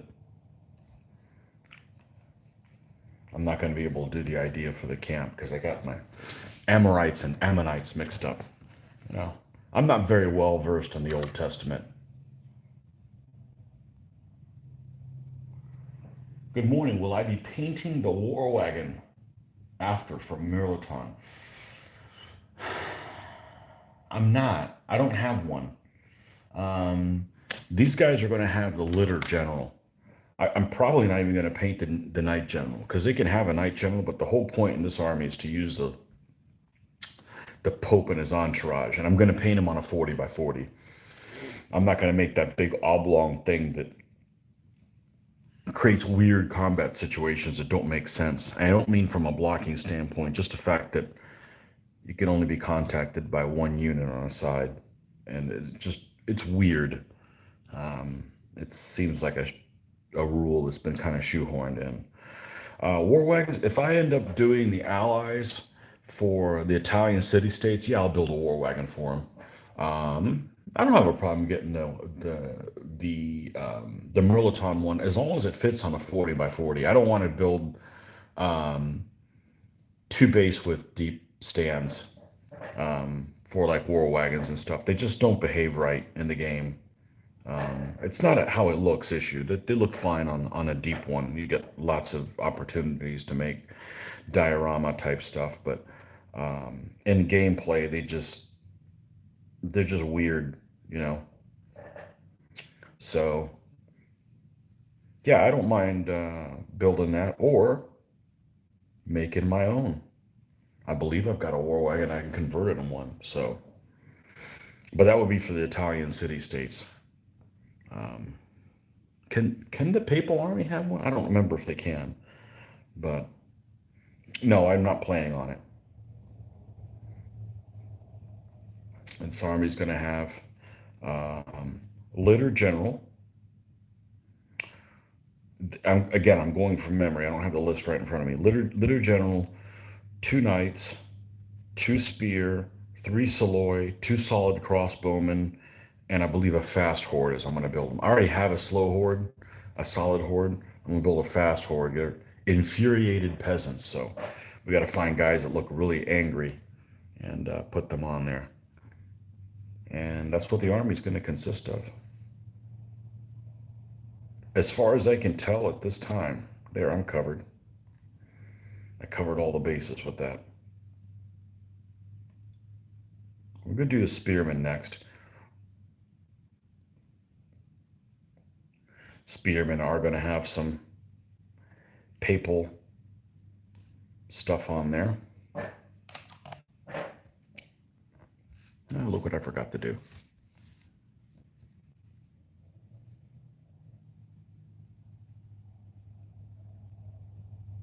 It's going to be a lot of guys on the papal stand. A lot of guys. And I'm not going to have him being carried on a litter. And the reason why is it's very limited what figures I could use for that. There's not that many figures that I would have to do some converting or ordering. I don't really want to order that stand by that Zyston. Is it Antigonus One Eye on a litter? That's one of them, and there's a couple of other options, but I have to convert them all. And although the Antigonus on the litter looks really good and easy to convert, the guys picking him up would have to be converted quite a bit. And I didn't want to get into that. I've got, I've got other things I could do. So I'm going to make my own little litter that's going to be on the ground. And he's going to have guards, and he's going to be standing on the actual seat, like trying to get a better view. Might even put the litter on like a small hill. Again, it's a 40 by 40 stand, so I can't do a ton, but just thinking out loud, that's kind of the process I'm going to do. So,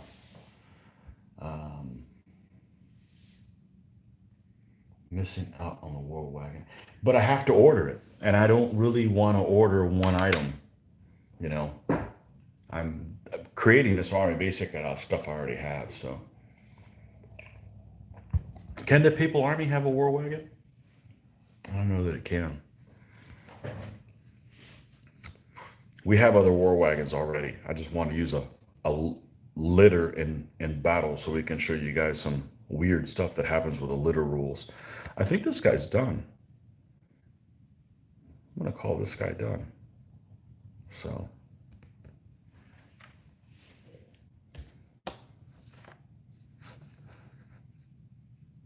Now we've got five of these guys.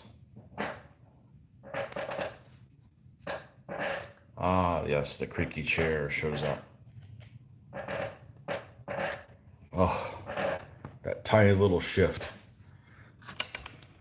And it's growing. And these are all mercenary knights. So they're not going to have papal motif type stuff. And they're not sealed yet. Once they get sealed, they look even better. So the next guy's going to be blue. He's going to be a darker blue than this one, not as aquamarine-ish. So 40 by 80 minimum for Mirliton. It can't fit on a square one, huh? Well, I guess I'll have to make my own. I've played games with other people having 40 by 80s, and it's weird. It's really weird for DBA. It might work for DBMM or something, or DBM, but I'm not happy with how it turns out in DBA. Okay, so last night is this fellow right here. And size, I just did, how many war wagons did I just do? 3? I could take a little bit of a war wagon break.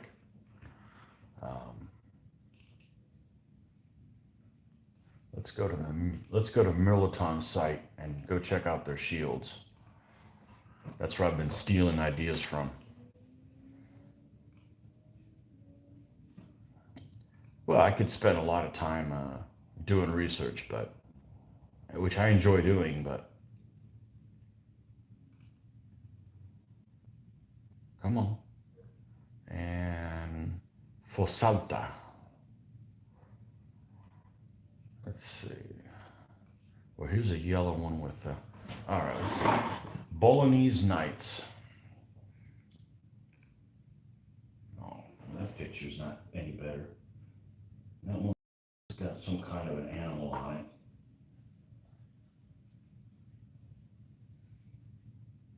But that one's white with a blue chevron on it.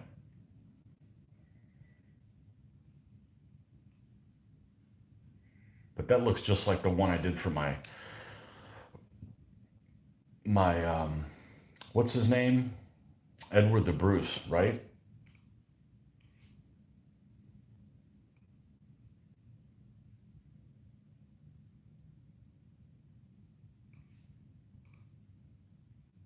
All right, let's look at the Ghibelline. Even though they didn't fight for the Pope, these guys are just mercenary knights. Mm, none of them are inspiring. I could just make up my own thing that would be reasonable, but all right, let's do something different. Let's go to a different battle that's later.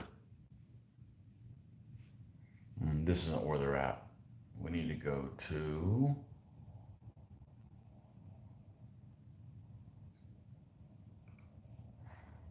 Let's look at the flags here. And let's look at that.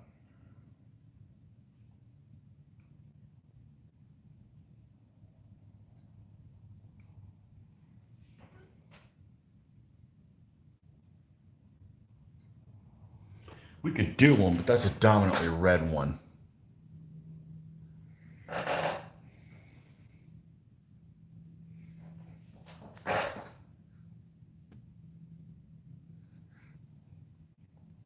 Bright red. Gosh, creaky chair. I think that's what we're going to do. We're going to do that emblem, which is red, white, and blue. Hey!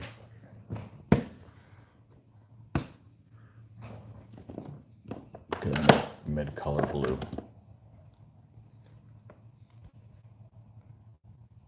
Yeah, the Prussian one's okay. A couple of these are very gray-like. All right. And if I don't like how this turns out, I can... These knights are currently carried by their old tabletop, and they're currently carried by Alternative Armies, which used to be 15 millimeter Co. UK until a little while ago. And that's what they are. So, all right, what are we looking like? This is a red background for this thing.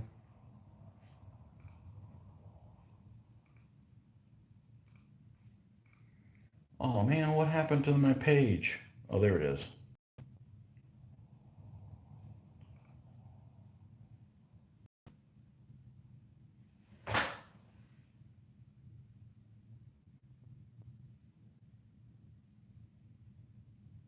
Yep. It's going to be red. The night are not going to be red. That's just too much. That's too much of red. It's too much of red. We have too much of that going on already. Let's go over. Man, can we find a spot? This one's a little bit different. All right. Let's take some black. Paint his whole shield. Again, going with the motif of let's get the shield painted so we can kind of guide us into how to make the other decisions to go that'll go best with the figure. Did this just die all of a sudden? This is my cheap black paint over here. I don't care if I use it or the more expensive one for the darkening agent. It doesn't really matter that much. That should be fine. All right, so we're just going to paint this whole shield in this color.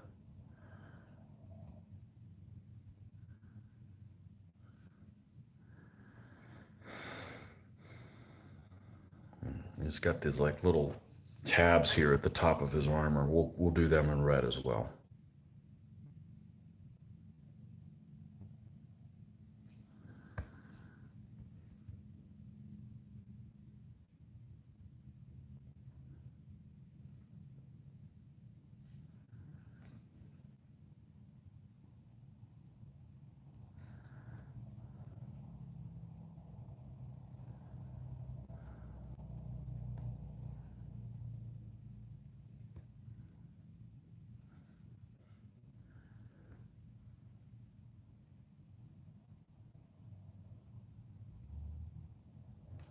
All right. Then I believe it's top left to bottom right. I better check that. We don't want that.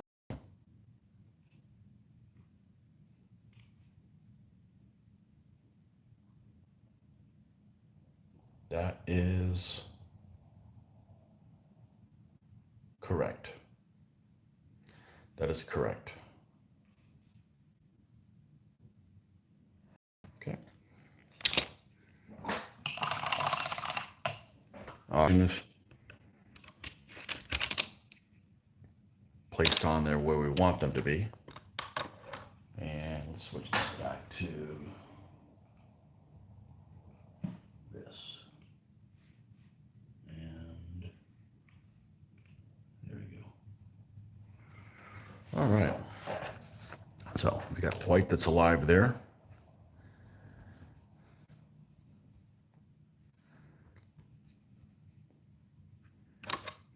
Is it, does it start in the corner? I don't think it does.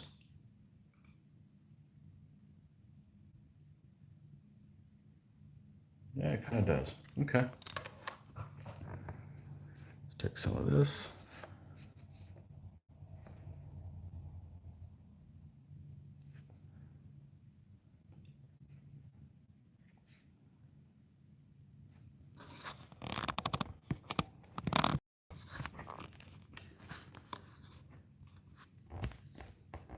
So we have a completely blank canvas there. Man, I can't see. All right.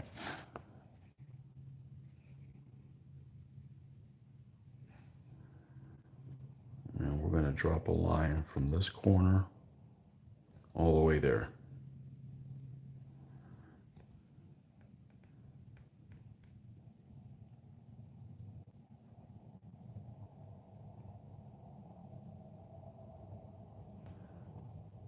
Perfect. And just expand it. And within that line, there's blue stripes.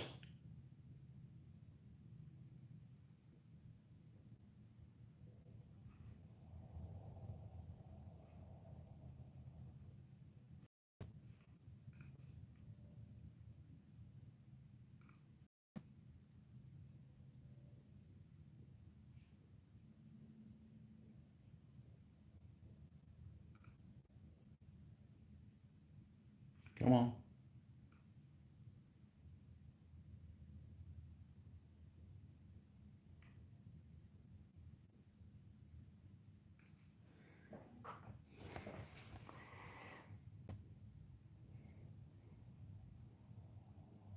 All right.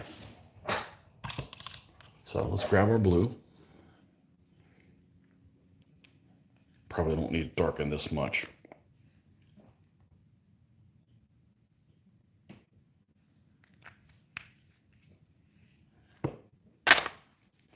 I always like darkening up a little bit so you get some built-in shading as you go.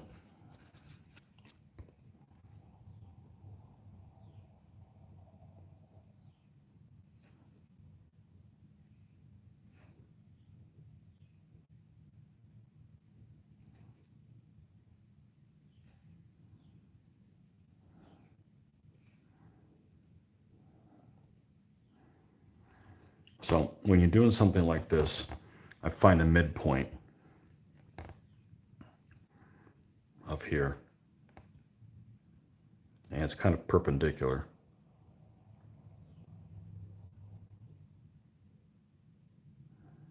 And then find the midpoint again. Find the midpoint again. Okay, so I've got 3 little lines there.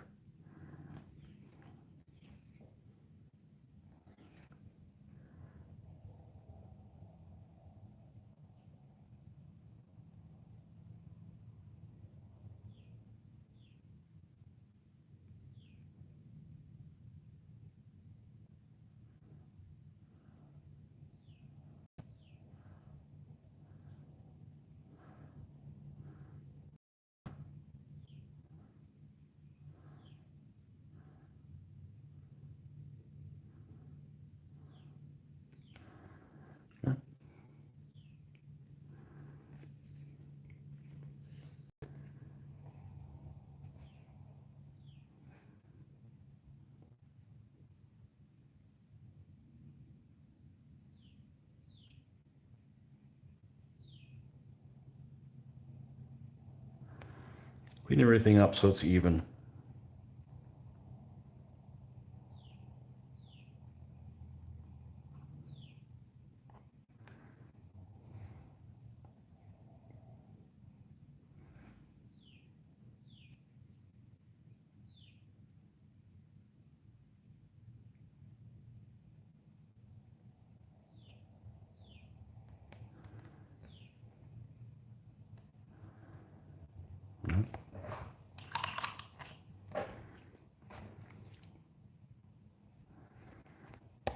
Where's my gray? Here it is.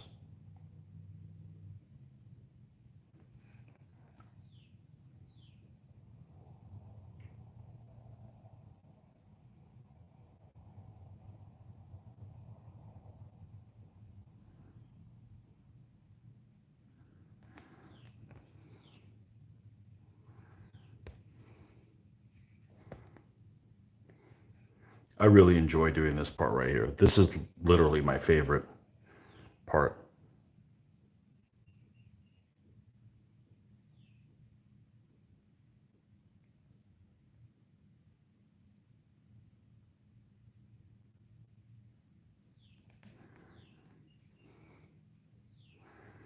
Now let's go back to the red.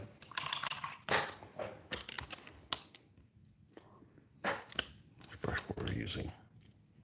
This one, I think. Where's my red? Is this one? Here.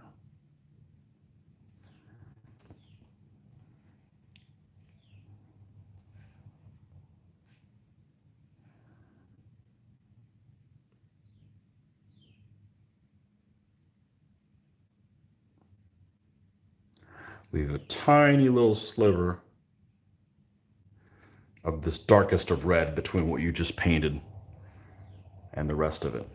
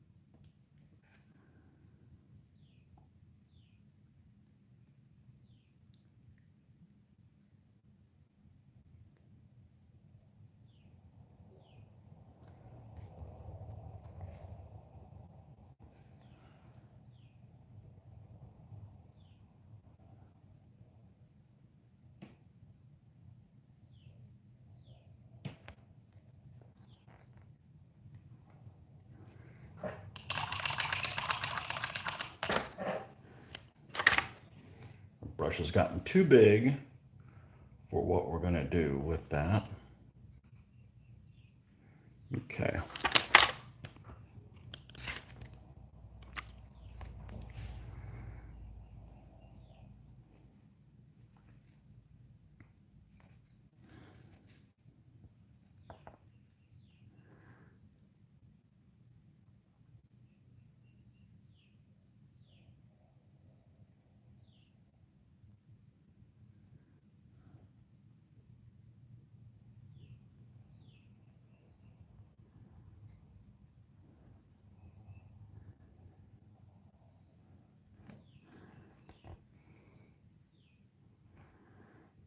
Let's take a little bit of white. Don't want to use yellow in this case.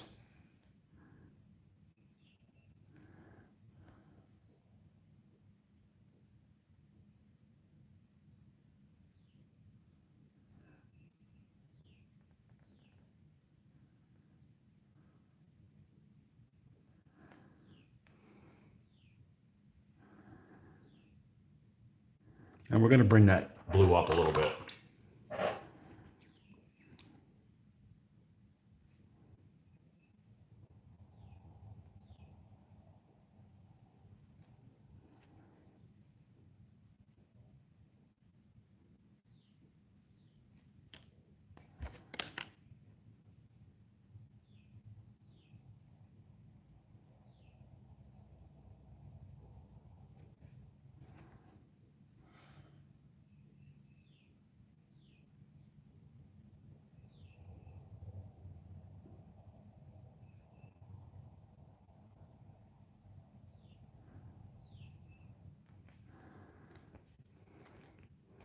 Bam, there you have it.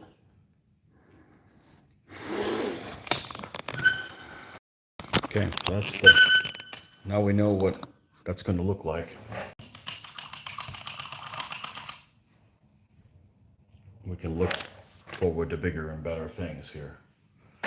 That Bologna red shield with blue and white diagonal stripes. No, Bologna is actually this one. There's actually a lot of cities that are the same. It's the it's the white background with a red cross. So yeah, I'm not sure what this is. This is from Bolognese. These are Bolognese Knights. So I'm actually going to put those little Bologna crosses on his little pieces there. I'm going to go ahead. I'm going to go ahead and do that. I'm not going to make them red like I wanted to, like I was saying I was going to.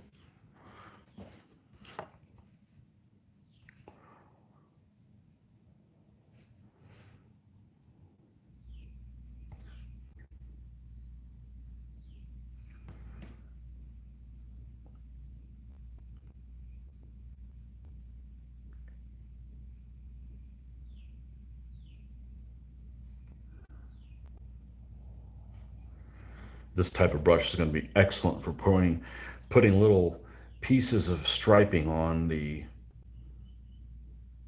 clothing of the Amorites or something like this.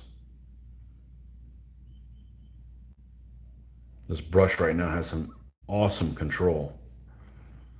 And eventually it'll just not be worth a damn, but you know, we'll just use it as long as we can.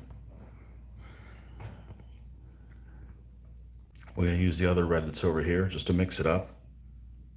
It makes a slight difference, nothing huge, but we'll go ahead and put a cross through here.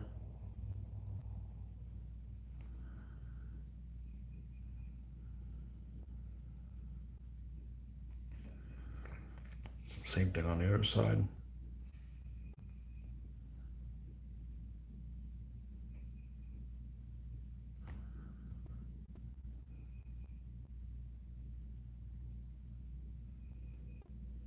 When you're painting stuff like crosses and everything, what I've found is a lot easier is make it thinner than you want it to, so you can kind of get the center line. And you can always fatten it in whichever direction you want, so you have a little bit of a leeway. I found that that helps me get it in the right place for spacing and so forth.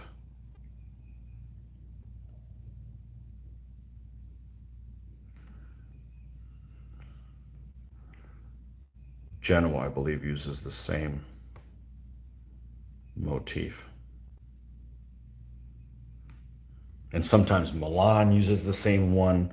So, you know, they're a bunch of copycats. Hey, what's this a copycat, you say? Yep.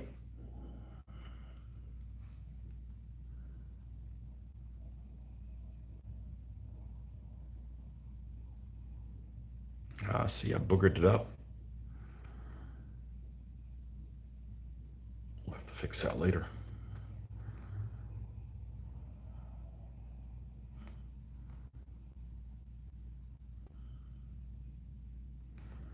And the other thing is, if you're trying to paint a straight line, it's easier to accommodate it so that you pull it towards you. At least that's what works for me. It may not work for you.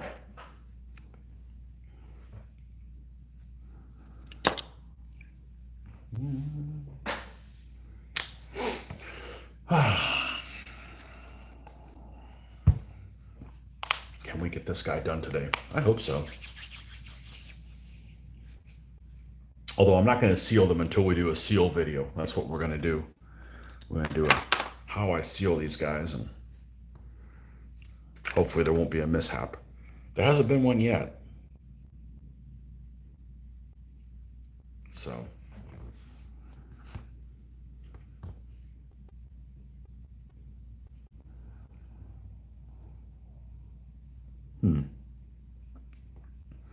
thought I had some gray that was alive here.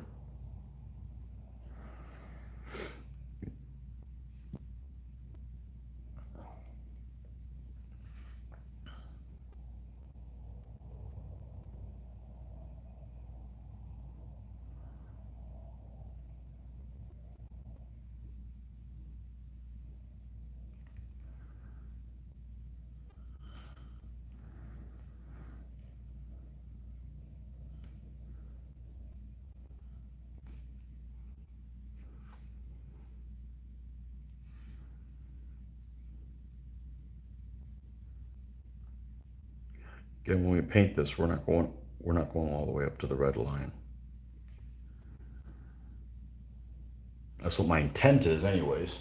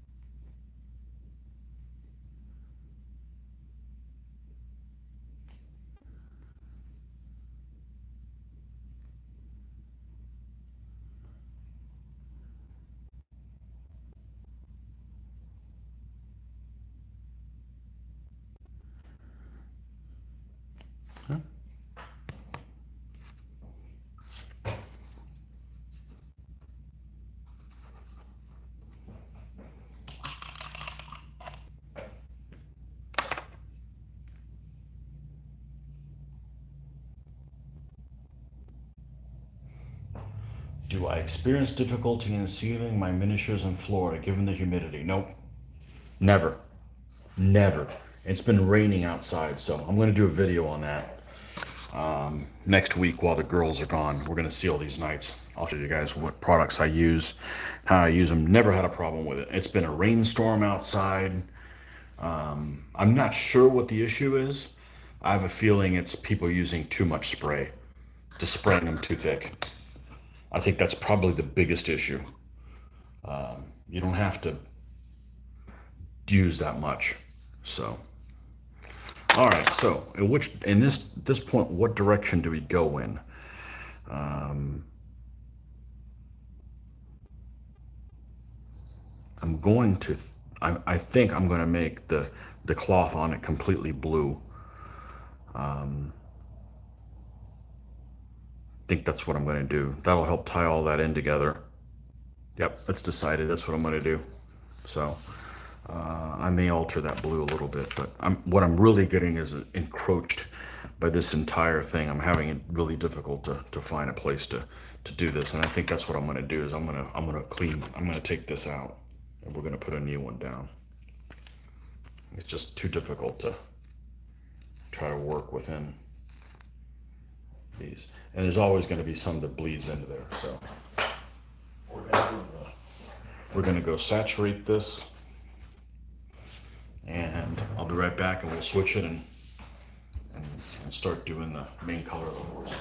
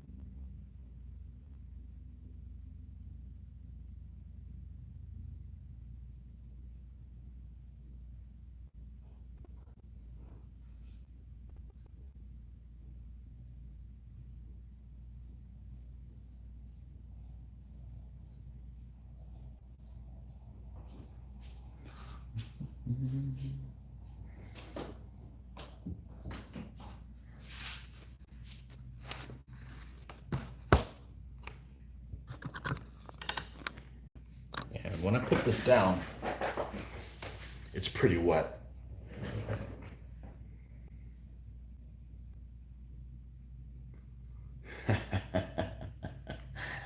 uh, yeah, oh yeah, wet palette. It helps when you're using this little amount of paint to keep it from drying out. That's really the only thing. It doesn't really. I used to use a piece of plastic, like a plastic shim, but it just dries out. So this is pretty wet. See if we can get the angle right. You can see that it's pretty darn wet. I'll go get the magic papers.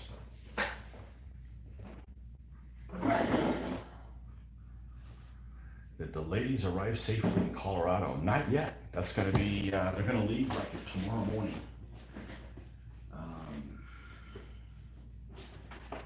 That's the plan. Of course, I'll be at work. Take them to the airport on the way to work. Where is my little box? It's really annoying when you have things fairly well organized like I do, and then you can't find things. And they're right there. It doesn't really encourage me to be not so messy. Hopefully I can make it to the next Historicon so I don't have to buy these mail worthies. I've got probably 20 left of this pack of 50 that came with it.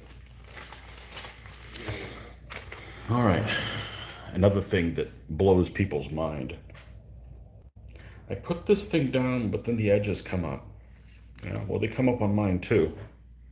So what do? You say, damn you, you're gonna stick down. And just rub it across the edge. And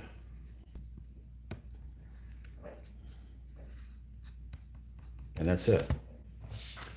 And then one thing that helps is smoothing that out a little bit.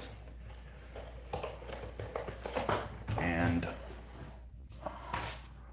I will use things that I've collected. Hotel cards. Thanks, JW Marriott.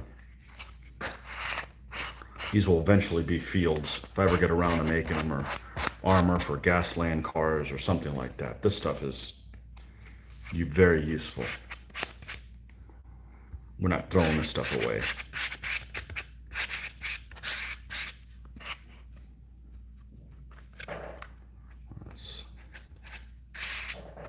This is more wrinkly than it's ever been. There we go.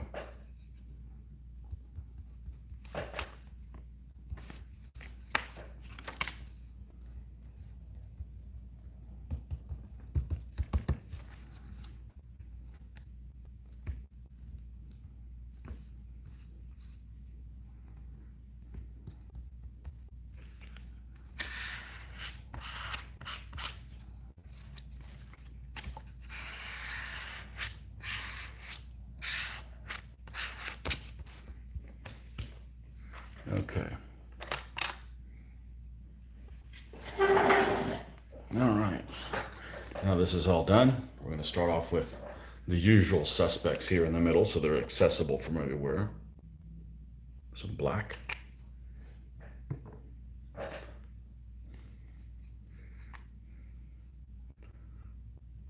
Some white.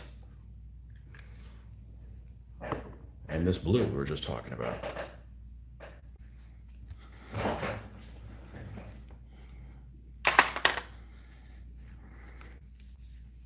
Yeah, the ladies are going to leave tomorrow morning to go to Colorado, and they're going to arrive there about the same time they left.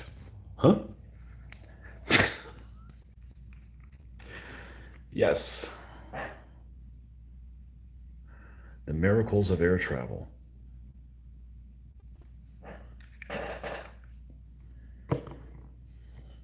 Okay. Now we can get one of these big brushes that Mino loves so much. Can even use this one. It's time to make a big mess.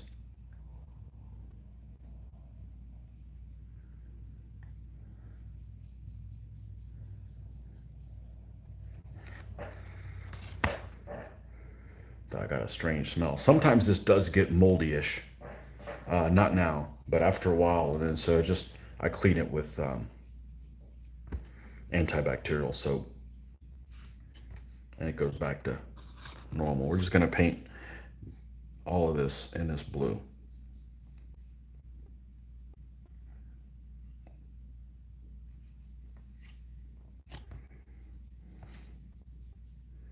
And at this point, I'm not worried about which knight is going to go on which stand with which other one. I can worry about those details when they get done.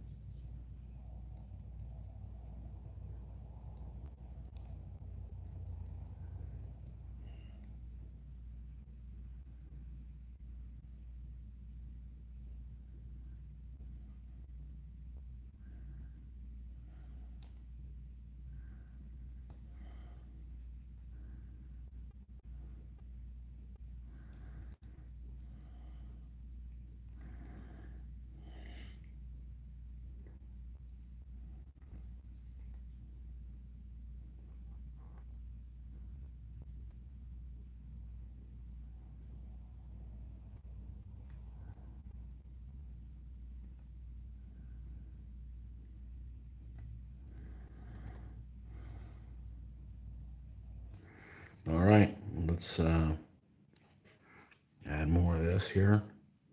At some point, I'm going to have to switch to a smaller brush. We'll see how soon before I can get away with not having to do that.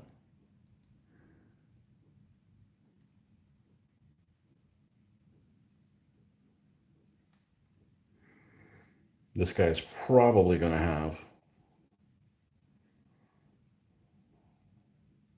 well, maybe he won't have a white surcoat. Maybe we'll give him a red one.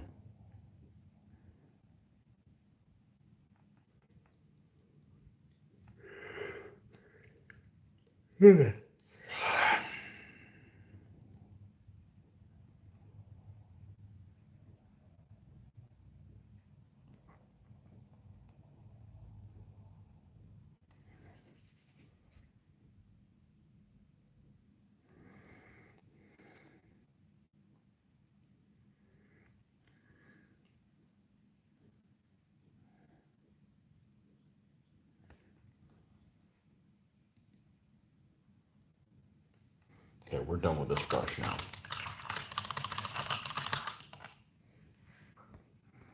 That's too big.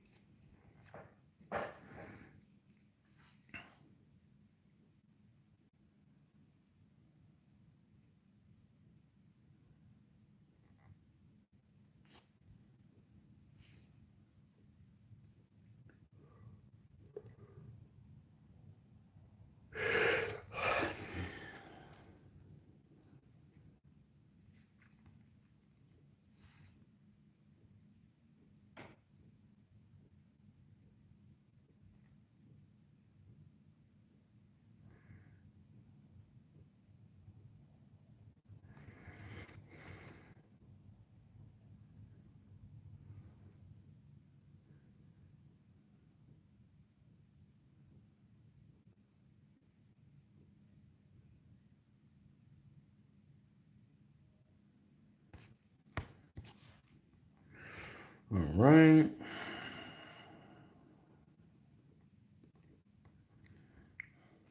Working our way around.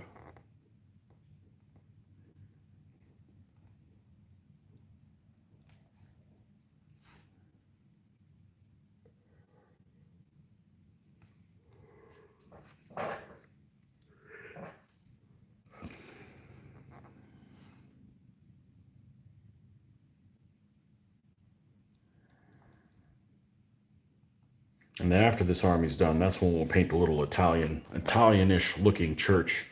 Which I don't know if you guys saw that the other day. Commandeered that from Mitch's house. He's got this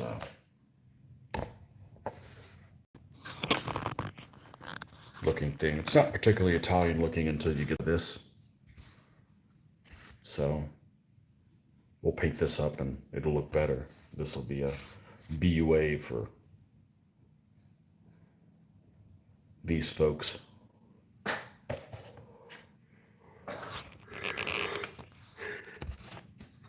It'll look better. Let's put it that way. It'll look better.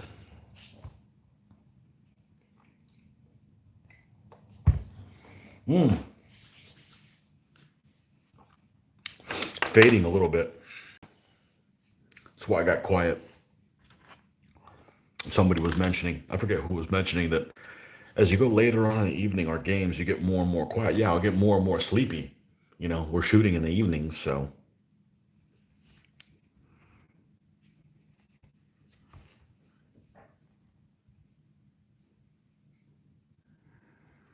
Sleepy time.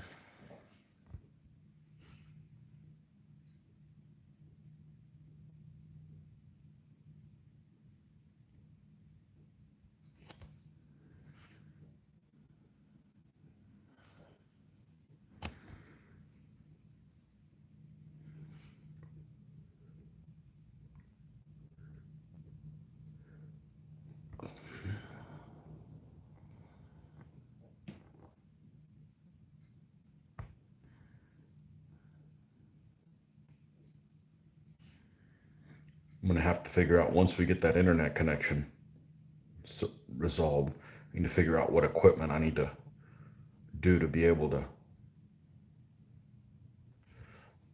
to film on that so we can have better quality doing this. So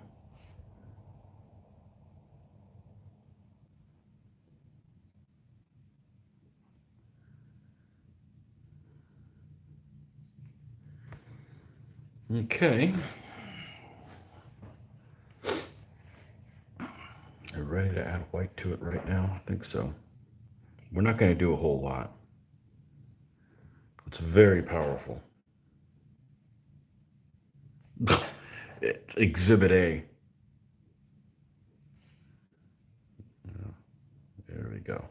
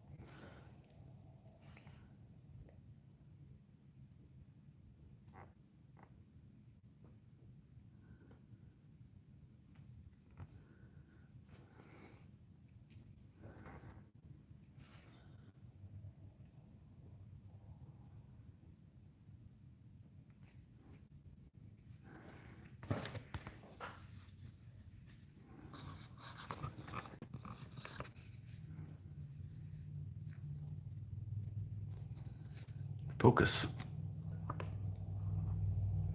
There we go. Let's build it up at least one more color.